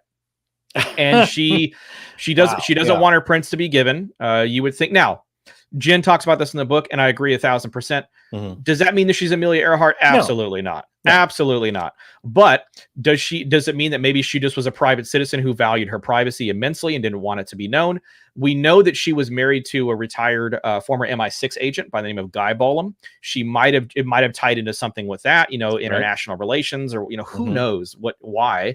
But interestingly enough, she drops that suit. And when she dies in 1982, the year I was born, she dies. And one of her last declarations is that she absolutely wants to be cremated so that nobody can ever get her prints. Right. So it's a case of, who was this woman? Was she somebody that was just, had some internal secrets that had nothing to do with Amelia Earhart, maybe? Or was she indeed Amelia Earhart? And there's a lot of really great stuff online for this. Just Google search Amelia Earhart, Irene Bolam. You'll get a treasure trove of information. And it's a really fun and interesting idea. It's my favorite idea. I don't necessarily think that's what happened, but it's my favorite one because it gives her the best outcome. It's still a bad outcome because she's still dead for all intents and purposes. It's a lonely life, but she gets to live. She doesn't die on an island. Right. She doesn't die of dysentery in a Garapan jail cell. She doesn't get executed and kicked into a shallow grave. She doesn't drown in the ocean. Right. She gets to live the rest of her life, sadly, maybe, but she establishes new relationships. She builds a whole nother life. And she dies in 1982. And that's essentially the story of Amelia Earhart, or Irene Bolam. Right. There's so much more to it, but I would just whet people's appetites to say, go do your own research and you tell me, are they one and the same, or is it just a ridiculous idea? I know, and that's the thing, is that you'll hear something that sounds ridiculous at the outset. And again, I'm not saying that I put my camp on this, but I agree. Out of all the ones, it's the most entertaining, perhaps. And like I said, with a good outcome is that she lives. One thing though, which I always find interesting when you hear about these cases, and then you'll hear some again, it's testimony, but it's that equation of do we think whoever's weighing in on this has any credibility? And the Monsignor of her parish, I believe, said, "Oh no, that's her," publicly. Like, why would you do that? I mean, it's such a crazy thing. Like, why would your clergyman ever want to weigh in on this, especially publicly, when he knows it's going to cause him consternation? So that was odd. But then again, it makes you scratch your head more. He's like, no, that is that is Amelia Earhart. Here's the question though that people often ask, is that knowing who she was, and again, we have a great record of her personality, her public statements, her works, her accomplishments, her endeavors, which is to be a pioneer and garner all these aviation firsts. She has this, again, crashing is a traumatic event. You could see it. I wouldn't say it's a failure, because she never, I don't think ever considered anything a failure. She's one of those, pick yourself up, dust yourself off, start all over again, try it again. So many times she's done that, but she has this attempt to circumnavigate the globe. It doesn't go well. I don't think she's going to give up there. Why would she agree to assume another identity and live a life of anonymity at this point? What any thoughts on that? Yeah, that's an excellent question. It's an excellent point. I feel like this is a woman that, we talked to Aaron from Gen Y, who we talked a little bit about that on the show, and with some of the people that have represented the theory offline and all that as well. But yeah, that's an excellent theory. She was the most photographed and videographed woman on the face of the earth, likely at the time of her disappearance. It would be really difficult for her to even come back. Even let's say she comes back and it's 5-6 years later, or maybe 7 or 8 years later. It would be really tough for anybody to walk around and not point her out. Like to his credit, like Gervais did. I mean, he did point her out. He said, "That's Amelia Earhart. I know her anywhere in the world," as he says in the trailer or in In Search of. So yeah, I mean, I don't know. That's a great question. I think, when you look at sort of the photograph overlays and some of the work that's been done by some of the people investigating that theory, it's really compelling to me. It's really impressive to me. And I think, hey, if this woman was Earhart that showed up, years later in the 60s, that would be 30 years later or whatever it would have been, or maybe 28, 25 years later or something like that. How much does one person change? And let's say 25 years. Will you be able to identify me positively in 25 years if I just disappeared and popped up somewhere? Or could I go fairly anonymous? Earhart probably didn't have that luxury. And so it would have been really tough. But if you had the right people in place, if you had the right connections, which Earhart certainly did, I mean, I like it. I think it's interesting. I think it's compelling. And I think above all, it should be drilled down on. And you got to get in there and rule that out. You got to get in there and do the work. Some people have claimed that they have ruled it out already, but I feel like you look at that again, and I think people need to really take a second look at that and really, as aggressively as some of these other theories. And I think, if it's determined that there's no meat to that, that bone, then you cut it loose. You have to cut fat here. You have to cut fat. We've been, we're working on now 90 years, 85 years this year. And it's like, you got to start cutting some fat. You really do. Otherwise this is going to hang around forever. And I don't want I want it to be ended. No, until we get some, some really, let's say, some concrete proof. And, that was the hope and the chance that, with Bill Snavely and Project Blue Angel, is that you would get some, whether it's George Putnam's briefcase, something that was in the plane that they claimed. You bring that up, it's like, that's pretty hard to refute, or you got to have a pretty good explanation of why you came into the possession of some really intriguing evidence. And so the Robert Wallach briefcase, you're talking about the briefcase, right? That is the most amazing story, and it's just another example of how, like, especially with Japanese capture, and I think I asked Les about this on the show, it's like, is it frustrating for every time for Japanese capture, or really just in this case in general, but if we're concentrating on one theory, there's so much physical evidence in play for Japanese capture that was in play that just seemed to slip through the cracks. Like, if they could have if that briefcase is ever found, I mean, it's checkmate. It's over, because then he was telling the truth. That they were in the Marshall Islands at some point. And that's really remarkable, but that story is wild. And it's just the idea that, like, he gets written this receipt. They actually give him a receipt. Oh, you're talking, there's two cases. That's the flight case. Yeah, that's the briefcase by Wallach. Wallach, and it again with Neighbors, who was another Marine. The code breaker. There's three different stories that kind of connect independently. And also Thomas, I'm trying to think. Thomas Devine, who claims that he saw the plane fly. He saw the serial number and everything on it. Like that's and Jen, there's a real fantastic exchange between Jen and Rob Ellis on the cross-examination during, I won't spoil it. If you haven't heard the show or you haven't read the book, like, please, I don't care if you get the book, listen to the show for free, whatever you want to do, but listen to that, because that's really an important thing. In this whole deal, and she really, it's fantastic. Both kudos to both of them on that.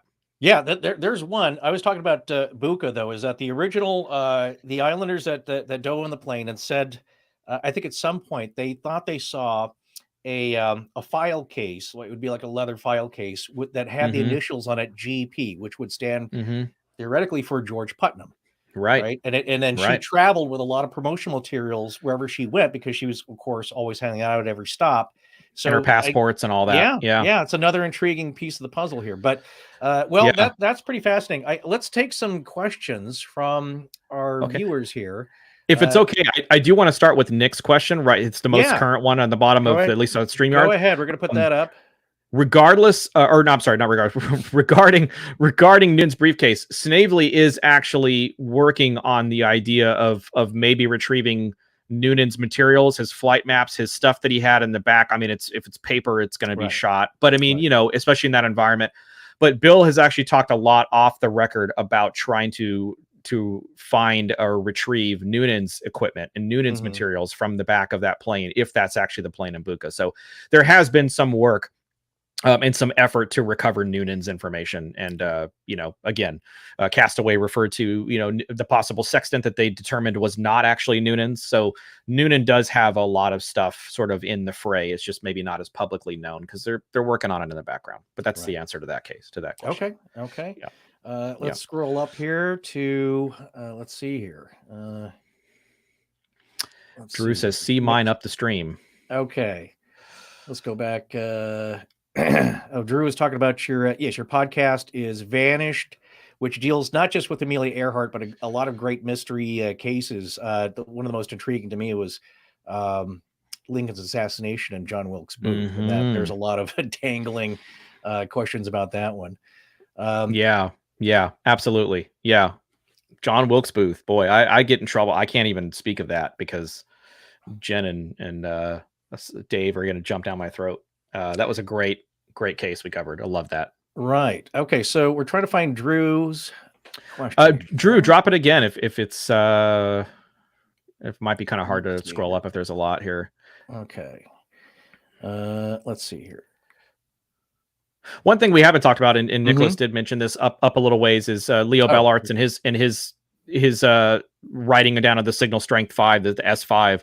So we'll get to that. Were there any reports of other missing planes in the area of Howland, Buka, or the Marshall Islands? Absolutely.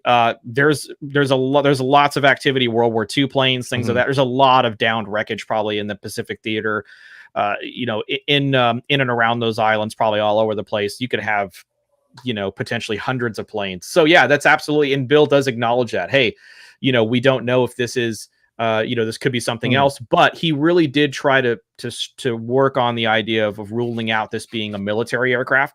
So it would have been they've confirmed as closely as they can that it is actually a civilian aircraft. It's not a military aircraft.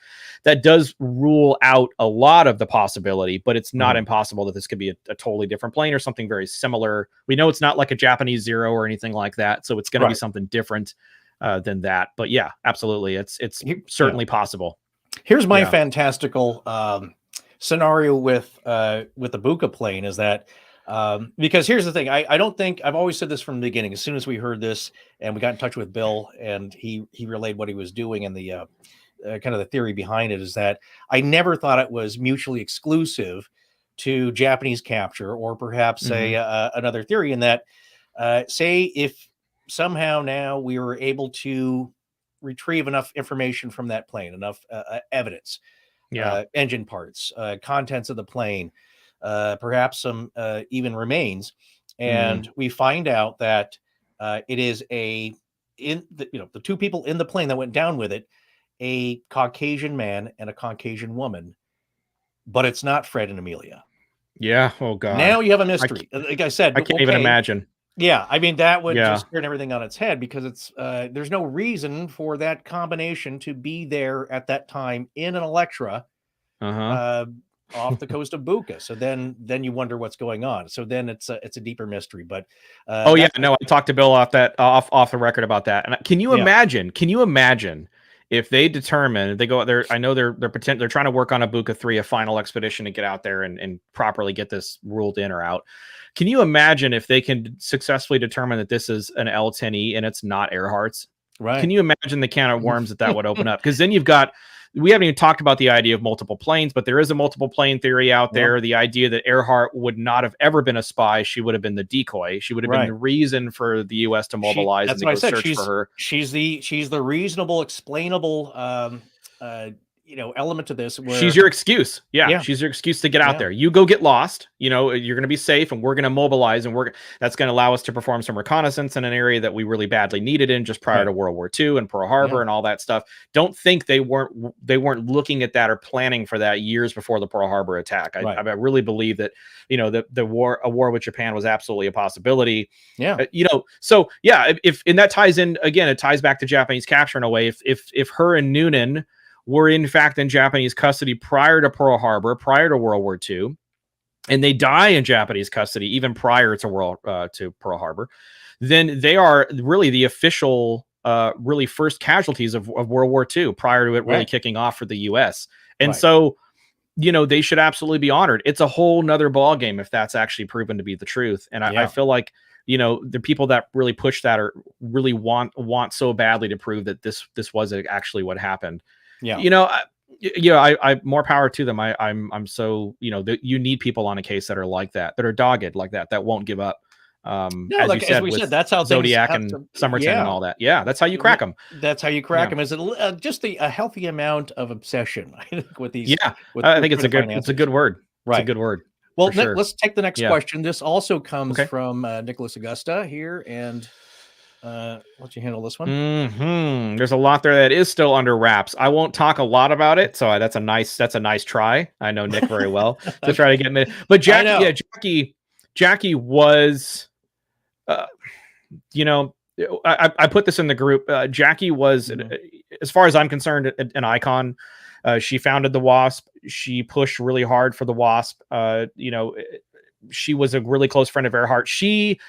Lisa Cotham on our very own show said that Jackie professed to having psychic ability. So this kind of ties into some of that, maybe remote viewing stuff a little bit, some of the psychic ability, which is kind of people ask about sometimes, is there any of that in the case? Jackie absolutely professed to feeling like she was a psychic, and she would say that she could hear Amelia speak to her, and that was sort of, sort of the catalyst for her wanting to go over there, disguised as a nun. It's a fantastic story. It's an amazing story.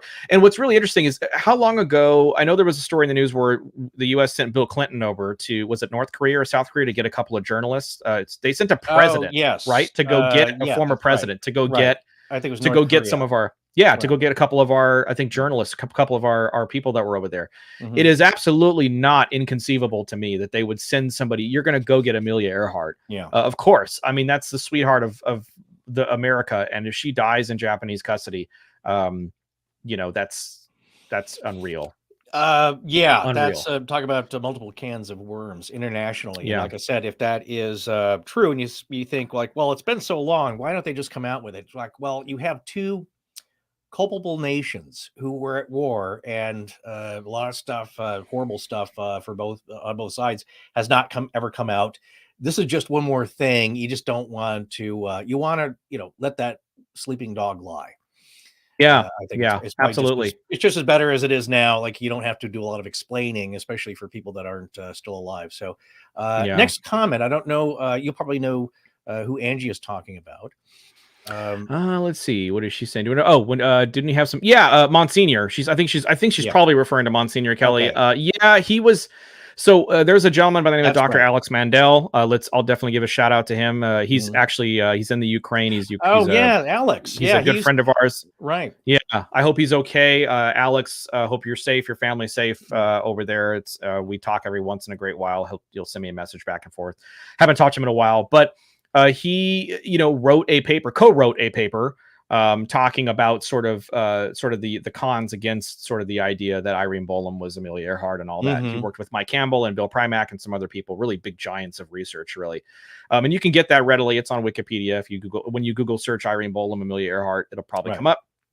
But yeah, they did talk about sort of Monsignor being having some mental health issues at the end of his life, and really sort of he did some really wonderful work early in his career, and then sort of became known for sort of spinning yarns and kind of exaggerating and sort of dialing things up to 11 a little bit. But I mean, he was a very well respected clergyman, and I feel like he should, his opinion and his thoughts and what he said on record should carry some weight. So I'll leave it at there. But he definitely was. He definitely had some issues at the end of his life. Sure. Right. Well, again, who knows if that actually rules it out? We've certainly had evidence by some other eccentric folks throughout the years that turned out to be true.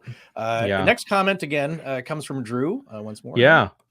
Some of the messages people heard over Hammer. Yeah, there was all kinds. I mean, they heard them all over the world. There was a lady in Canada who heard one. I forget her name, escapes me at the moment. Betty Klink was one of the major ones. Oh gosh, there was somebody, Nina Paxton. That's who it is. And I apologize. It's escaping me at the moment, but there's a Nina Paxton, the Nina Paxton Papers. Google that. That's a really fascinating read as well. There was a lot of people on ham radios, shortwave radios, the Coast Guard. I mean, they were listening, of course, in on it. A lot of people believe that the Japanese Navy was absolutely monitoring Earhart, and so they would have maybe even be listening in on this if she was sending out post-loss signals. There are some people that theorize that the Japanese may have made their way over to either Buka or to Nikamura and picked her up, possibly. I mean, we don't know. Who knows? I think people that support those theories aggressively would probably think that's ridiculous. But it's there. It's out in the ether. One in Texas. They're scattered all over. There were people all over the world that were hearing these post-loss radio signals, supposedly. And then, it's tough because the Coast Guard's in the middle of the search. Coast Guard's got to discern which ones are fake, which ones are legitimate. Where are we searching? Where, all this stuff. And it's coming from everywhere. And it makes it even more frustrating, I imagine, for the Coast Guard that was, doing the search at the time, in the U.S. government, and even the Japanese Navy who actually sent some people over. So, it was a worldwide search. Keep in mind, in the middle of the Great Depression, that's true. Searching for Amelia Earhart. So money wasn't, the money in the U.S. wasn't flowing by any stretch of the imagination, but they were spending as much money as they could and giving as many resources as they could to finding Earhart. And the post-loss radio signals that were coming in from everywhere didn't really help matters. It kind of made it more confusing, I think. No, I think it's a good coverage. And again, it's one of those things where you don't know what's going on behind the scenes with the government and their efforts. And also there's a lot of other problems you got to worry about, not just Amelia, right? There's war is brewing. There's the Depression. There's a lot of other stuff going on. And this is just one more thing that they have to worry about. So, it's like with every big case, you get thousands and thousands of leads, at least law enforcement does, and the authorities, and you want to try and search all those and hunt them down, but a lot of them are just like people, that's what people do. It's just like, I think I saw her at the quickie mark, and they believe that they're being sincere, or they're just trying to get some attention or muddy up the works. It's just very strange, but it's a huge job trying to nail all those down. So here's another one from Angie, and this one I believe Bill Snavely has a good explanation for. What do we know about when the trade winds switch directions? I'm not very I would say you'd want to talk to Bill on that. There's actually Bill talks about it in, I think, your original piece, the Earhart's Plane Found update that when you had Bill Snavely on.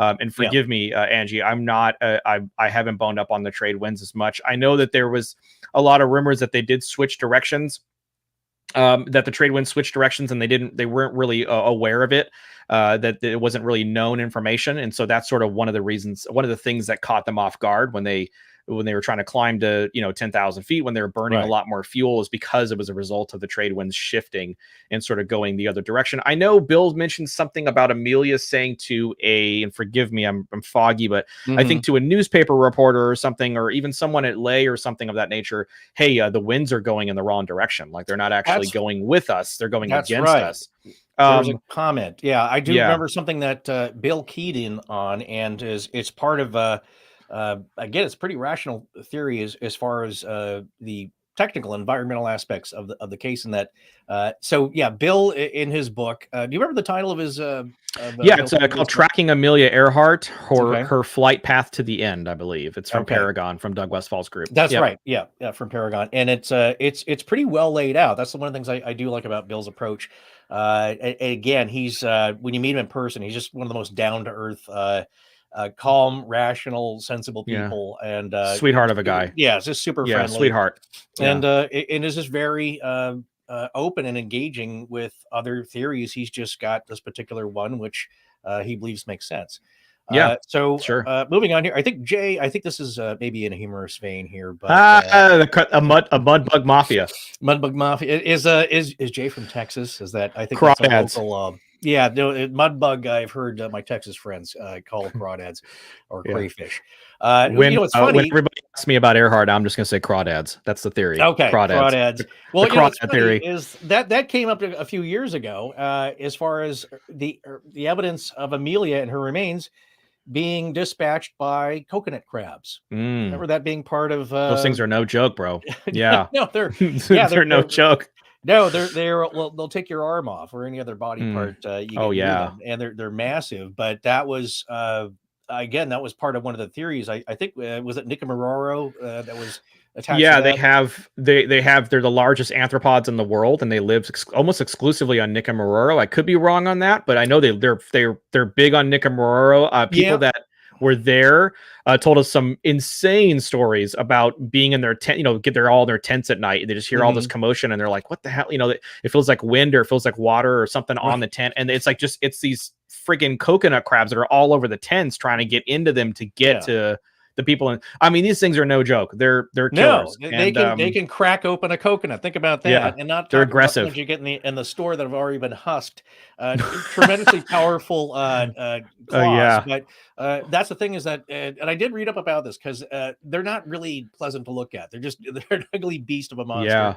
And I asked, I did Google, are they edible? Do the locals eat them? And apparently they do. And the thing is, because they eat so many coconuts, there's a delightful faint. They probably taste great. They said they actually taste wonderful. Good.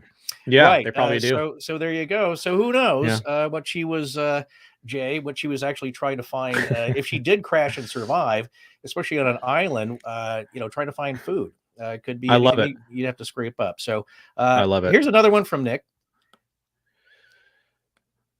Is Bob Ballard up to something in the future in regards to searching the ocean bottom for Electra? Does he still have the desire at this point? Sorry, I'm reading these as I go. So I won't speak for Bob. I don't know Bob personally. I have talked to Tom. I consider Tom a friend and a really an ally, and he's been really wonderful to us. I can tell you that I really believe that Bob is not done. I really believe they're going to do some deep. They're going to take a couple of shots and at some spots in the deep ocean, off Howland, off is it Baker? God, I'm losing things tonight. Baker and Howland. Nick will correct me if I'm wrong. I'm sure in the chat. Yeah. But yeah, he's going to be searching. I'm sure he's going to take some shots in some areas that he really strongly feels deep ocean wise is where the plane might be. Again, he's got an amazing team around him. I feel like and he's the figurehead, of course, but I feel like he's got 40 miles northwest, 17,000 feet down. Yeah, I mean, Nick could very well be right. I feel like if this plane is deep in the ocean, it's likely very well preserved. I believe in Amelia's ability to put the plane down on the water. I believe that she would have been able to put it down gingerly enough. It might not have survived the landing, but I think it'd be in relatively great shape. And I think you're going to see, if that thing gets pulled out of the ocean or they identify it in the deep water, it's going to be relatively in great shape. Get James Cameron involved from Drew Beeson. Yeah, absolutely. I mean, it's going to take someone like that. No, it's not a joke. Is that you need some resource with deep pockets, because as you see, I think Tiger's efforts are pretty exhaustive, but it's really hard to keep scraping up money, especially when you don't, you go out there for a few months, you don't hit anything, and you have to come back next year like, hey, you want to donate again, because we need to go back out there. So you need somebody who's got resources and deep pockets. Yeah, this is a tough case, folks. For people who are listening, it's tough because I know Snavely did a GoFundMe, and several years ago actually, he raised. I think they raised about $3,500, which was great. They brought Mike Orange out from Boxfish Research from New Zealand, and he had a remote submersible, right? He had the that's right. Yeah, he brought it out there, and they were able to get some. And I've been privy to enough to see the footage. It's absolutely stunning, the underwater footage of Buka. It's really incredible. Yeah. So with that GoFundMe, largely in part, you guys donated as a podcast, which I appreciate personally, and of course I know Bill does. So they were able to make some headway. And but yeah, it's a tough case because everybody needs money. And this is a tough thing. I will tell you, this is a spoil. I will give you just a really brief spoiler or brief tease. I would not be surprised if in the next 6 months to a year, you heard Bob Ballard make an official announcement to throw his hat into the ring, and on behalf of Blue Origin. And you know, they took Earhart's goggles up to space, to the, you know, to where where he took Wally Funk, and you know, who's a dear friend of ours, and took her up to space. And I would not be surprised in the slightest if Ballard officially announced that he was joining the search for Amelia Earhart. It's gonna take somebody like that, like a Cameron, somebody who, like, again, who's got those, here's $100 million. We're gonna find this woman. You know, the Hunley was found, and I know the gentleman who found it. We talked to them a few times, and he may or may not be on a future episode of Vanish. So, you know, it's absolutely doable. Ballard, speaking of Ballard, in the it's a beautiful documentary. If you haven't seen it, it's on Disney Plus. It's a Nat Geo documentary. It's called Expedition Amelia, I think. And it's absolutely a stunningly shot documentary. And he makes a declaration in the trailer for that. This isn't, all due respect, I know where I'm at, this isn't Bigfoot. This isn't the Loch Ness Monster. We knew this plane existed. We have video, we have pictures, we have all this stuff. It's out there somewhere. Now, some people like Les Kinney and people that support Japanese capture will tell you you are absolutely never going to find it. It was destroyed. It's under Aslito Airfield, millions of pieces, burned, blown up, whatever. You're never going to find it. But people like Ballard and people that are searching in deep oceans and on islands and things like that believe that this plane absolutely is out there, and it's just a matter of when. And I think this is probably the most exciting time to be involved in this case. I think you're going to see some theories really soon that are going to step into the spotlight. So mark this moment and come back where we August 3rd. I promise, I think in the next 6 months, you'll probably hear some new theories come into the fray, or some theories that haven't been in the spotlight for a long time take a giant step forward. You know, it's an exciting time. I'm optimistic. I think we absolutely find it. I don't think we go to our graves not knowing. I think we find out what happened to Earhart and Noonan at some point. Whoa, that's a bold prediction. Yeah, I really do. I feel like with the people involved and with everything that's going on, I'm optimistic, because I believe in the people that are investigating all theories. I know this is a really tough position for people to sort of accept sometimes on my part. It's a cop out. Sometimes people see it like that, but I you know, it's truth. I'm not going to lie. Right. It is what it is. That's just how I feel. I mean, I until we have that plane, until we have bodies, I know it's morbid, but until we have absolute, concrete, earth shattering proof that one of these theories is it, I support them all 1,000%. And I will continue to support them all 1,000%. Even if it's to my detriment, I will absolutely do it. Maybe because I'm sick, maybe because I don't know any better. But you know, that's how I feel. And I've always been in that position. And I think you guys know that well. I mean, I just don't. Here's the thing is that, again, not many people, this is as we kind of close this out here, I think, you know, there's, you know, we cover so many different mysteries, and as we always talked about, is that so few of them get really definitively solved. If you look at the Somerton Man mystery, what we talked about at the start of the show, is that you found one puzzle piece. It's a big one. We may have a name, an identity, a DNA match for this person. Huge. But the other part of it, is that you still don't know how he died, and it looks like I believe it's likely he may have been poisoned. So what was the reason for that? So it's like it's another huge puzzle piece. But as Professor Abbott says, is that you're going to have to take that and then do a bunch more research to find out what happened with this guy's life. Yeah, absolutely. What put him there on that beach, if he was there, and what really killed him, and those things you may never know. But it's another huge puzzle piece. So if you look at Amelia, if you find something, like I said, that's you know, somehow, and again, to wrap up Bill's position here, sadly, I think we're at a stalemate with it, Chris, is that we may not get any physical pieces or anything more from the concretion, right, of the coral around it, and it's just starting to slip off a ledge, right? Yeah. So I mean, it's frustrating. It's frustrating. Frustration runs rampant through this case. It's a tough case. You know, Earhart, you know, that's why we called it rabbit hole, is because just when you think, you know, it's like that famous thing, just when you think you have all the answers, I change the questions, right? It's really the same thing with this case. And I think you look at stuff like Somerton Man, you look at some of the stuff like, some of the developments in Zodiac, which we'll be covering. I think we're kicking off season 3 with Yeah, I'm Zodiac, excited to hear actually. about that because I mean that is Yeah. again, here's not to interrupt you, let you continue here, Yeah, but no, sure. Yeah. another idea about that is that okay, you've solved one of his major ciphers. They've been working on it for geez, what is it, 50 years now, over or Yeah. or more so. But you have an answer possibly to a clue that looks really good. Let's say for all intents and purposes, you you say that it was the last message. It still doesn't give you his identity.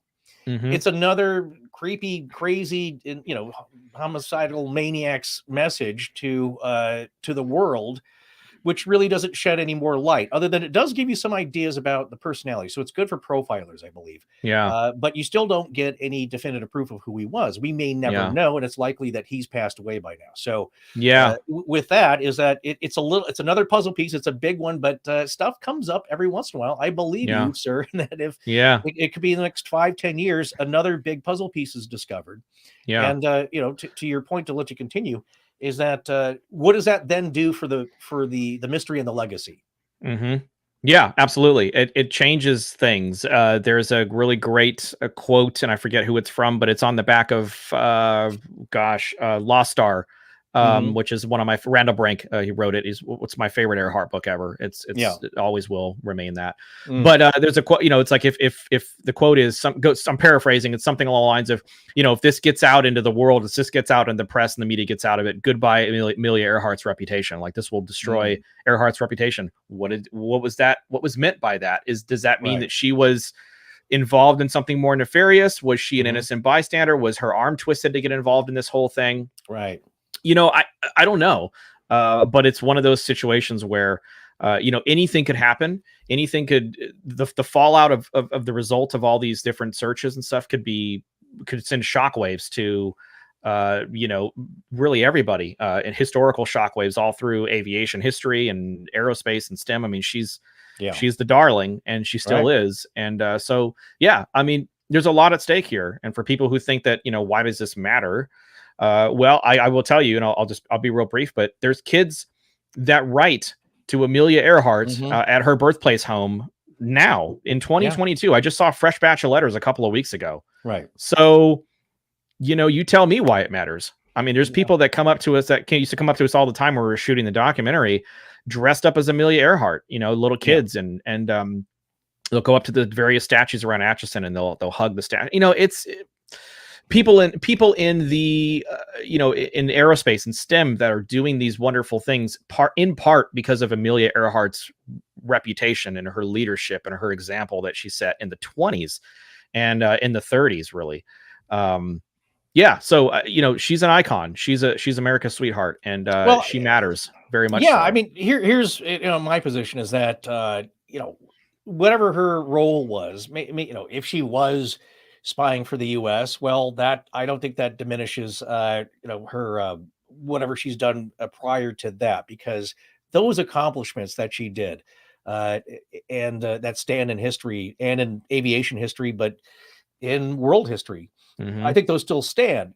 You can't take those away from her, regardless of what you think that she did before, even if I wanted to live out her days as Irene Bolam. Right. Hey, she's entitled. I'm not going to. That's her prerogative.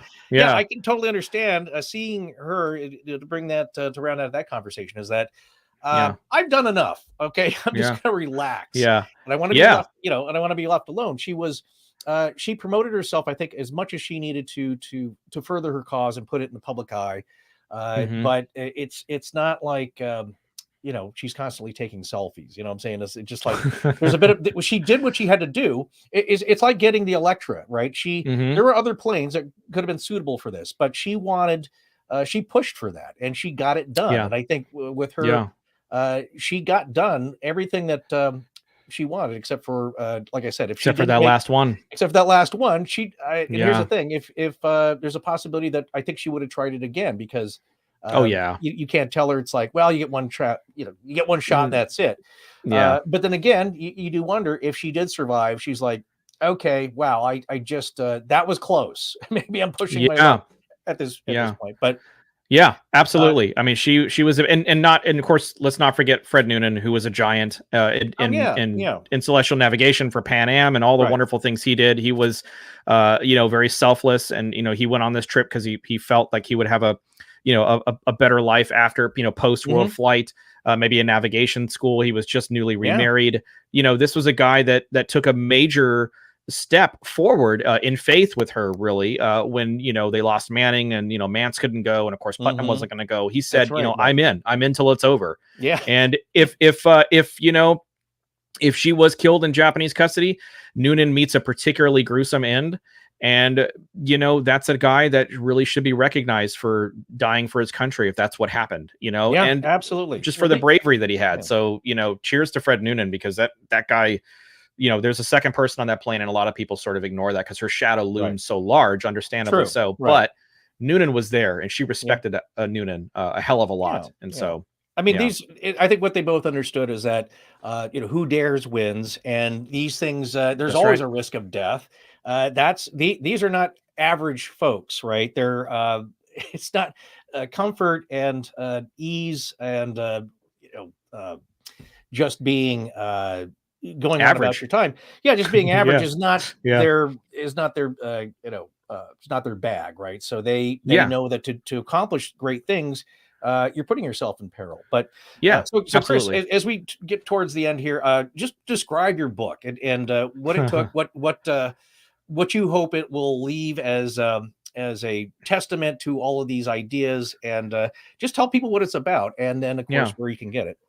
Yeah, sure, of course. Thank you. Mhm. It's so the name of the book is Rabbit Hole: The Vanishing of Amelia Earhart and Fred Noonan. It's for full transparency, it's a written transcript of season one, based off the raw recordings that Mhm. we did, and there's a lot of retrospectives, new, fresh retrospectives peppered throughout the book. From people that were involved in the show, and some people who couldn't make the original show, who were kind enough to put their thoughts in. And yeah, almost 50 guests alongside myself and Jen Taylor, who is my co-host for the show and was a criminal defense attorney. I think she does construction litigation law. I'm sorry, Jen, if I'm wrong on that, but she's a defense attorney. And we hosted the show together, and we continue to host Vanished. And the book is really sort of like this, just sort of the amalgamation of information. That's really what it is. Mhm. We start with the cradle to all the way to the disappearance, and then we go Right. from the disappearance and the 85 years that have happened, that have gone on since then, and sort of talk about some of the the four out of five major theories make the book. The book is a little Mhm. over 800 pages, so it's a beast. It's a brick. And yeah, you guys are in it. You guys are in Trial by Jury, which is our pivotal episode. And what's Right. really interesting on the book is, and on the show is, I do 8 episodes of season one by myself. Then Jen Right. comes aboard, and we completely turn the show on a dime. And Yeah. it turns into a literal mock trial, where we take these all these witnesses and all these experts that we've talked about tonight, and all this testimony and all this evidence, different types of evidence, and we Mhm. put it on trial. And the reader, or the listener, depending on how you're Yeah. consuming the show, is part of the jury. So the question we're asking is, if you're sitting in a jury box and you're hearing testimony on the disappearance of Amelia Earhart and Fred Noonan, what's going to sell you? If it's what's going to convince you? Is it the overwhelming amount of eyewitness testimony in the Marshall Islands? Is it the official U.S. government explanation and the Itasca call logs and Leo Bellart's testimony, who was on our show, and we, as you mentioned earlier, came back Mhm. and participated through a really great piece of Mhm. technology? And or is it the this huge amount of circumstantial evidence for supporting Castaway? Right. Or maybe you like Irene Bolam, maybe you like the Bermuda Triangle, maybe you like aliens, maybe you like whatever. I don't care. Yeah. I really don't. It's one of those Yeah. scenarios where I think it's all fun and compelling and interesting to talk about, and it represents really sort of an appetite whetter, and it's designed for you to read this, to speculate, and Mhm. to go and do your own research, Right. make your own call. You decide, you write the ending to the story. Mhm. Because like I said in the book, in essence, they belong to all of us now. They're Yeah. historical legends now, astonishing legends, right? I mean, that's really what it That's is. true. Yes, exactly. Yeah, so Uh, that's what the book is about, and that's how we present the show. Not only the book, but the mhm. show, for Vanished, for all of what we've done for Right. Vanished so far. We have a trial by jury episode, or episodes in the show, and Mhm. yeah, that's the book, and it's Yeah. really sort of a different a different read. It consumes differently than anything you've ever read before. I'll give it that Right. for sure. Yeah. It's certainly not the first to talk about a lot of the different theories, but I think it's the first to present them in this way. No, I think it's a fresh, unique approach in that you have some of the latest comments, and of course, you can read everybody's individual books, and we encourage you to do Yeah, that. And sure. this is what I'll say is, as far as people who know our usual milieu and our genres that we cover, is that we get a lot of comments and people speculating on stuff. But you realize that they haven't really checked into it, right? A lot of people, it's human nature. You come with preconceived notions, what Yeah. makes sense to you, and then what I find is fun is that you'll start to dig in on research on something out of your own, and we do it because we want to find answers. Like, well, what's this all about? Yeah. What is really going on here? And then you'll find something you click with, and I think that's for everyone who's interested in this case. And the history is that you at some point something sparked your interest. Maybe it was in search of, maybe Yeah. it was a podcast or a report you had to write, and then Mhm. you find something that's like, wait a second, what is going on Yeah. with over 200 witnesses on Saipan? What is going on with Irene Bolam? What is going on with the plane found at Buka? And Yeah. something will spark that interest, and that we're really what gets you into the rabbit hole, and that's Yeah. the fun part. That's again, and then you come with informed opinions, and everyone's got their own that they believe in, but at least you can speak with some veracity as far as you know what's going on. You're not just throwing stuff out Yeah. that you haven't really researched. So Yeah. that's what this book I think offers, and that it's a compendium, and it's also a record. Mm. Right, it's an Yeah. archive of everybody's latest thoughts compiled into one volume, and so Yeah, absolutely. uh It's an archive. That's exactly what it is. And there's so many wonderful books. I mean, about Earhart. We mentioned a couple of them tonight by name, but yeah, there's so many great ones. And if right. you want to go down and investigate, 200 or 300 pages or 400 pages on a given theory, go pick up this book X, book, whatever. And this, you'll have a lot of the major players. Mhm. That are in this, in this book, that, Right. hey, if you like their particular line of thinking, they've probably written books themselves, or they've Yeah, probably done exactly. presentations or Right. documentaries. Go check it out. We Yeah. encourage it. I don't, I'm not against anybody. I'm for everyone here. Mhm. I'm everyone's ally, essentially. Mhm. And yeah, that's always been my position. And it's sort of, this is a representation of that. It's sort of a rebirth, so to speak. Mhm. It's interesting how life works, because this is sort of, when I came to you guys, we were shooting, we have about 30 or 40 hours of documentary footage that we Right. shot over the course of, I don't know, a year and a half or so. And nobody knows about this yet. So I'll tell you, and I'll tell the Oh, audience okay. that's listening to this. Yeah. But I through you guys, actually, maybe unbeknownst to you guys, I synced up with a gentleman by the name of Joshua Sloan, who does a lot of your Oh, stuff. yeah. We Dead know Street Josh. Yeah. Productions. Mhm. He's a great He filmmaker, he and was he in was here out. earlier. Yeah. Yeah, he was out with us in Atchison Mhm. for our launch of, or one of our launch events, and we have talked offline, a lot, and we have sort of made the decision offline, and nobody knows until now, that we are Wow. going to re-pick up the documentary, and we're going to add new stuff, and we're gonna basically bring this documentary back to life, Yeah. because I feel like I've got too much footage and too much archival stuff. It shouldn't be lost forever. It should be out there in the ether. Yeah. And so Josh and I are going to work together. He's a brilliant filmmaker. He's got a lot of great ideas, and we're going to go and we're going to sort of really gritty kind of style, just shoot this thing and try to maybe get some added interviews and some new footage, and release Chasing Earhart as it was originally intended, which was a massive project, sort of like the book. And that's going to Absolutely. be worked on probably, and it's going to probably go into production, early in 23 maybe.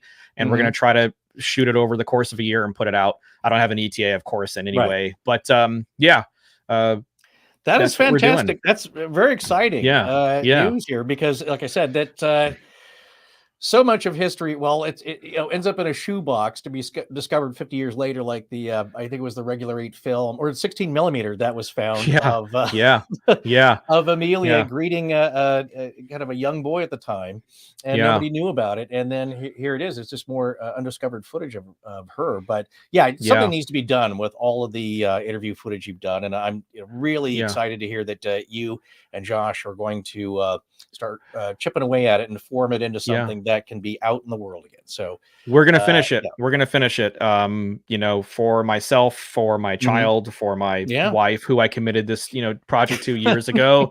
Yeah. We're gonna finish it. I want my kid to be able to grow up when he gets older and say, hey, he did everything he said he was gonna do. He finished it. I don't care really. I don't want to say I don't care what happens with it. Of Right. course I Right. do, but I Mhm. want it to be done. Just like this book. There were so many times when I, wanted to give up on this book and not put it out, and I almost really did.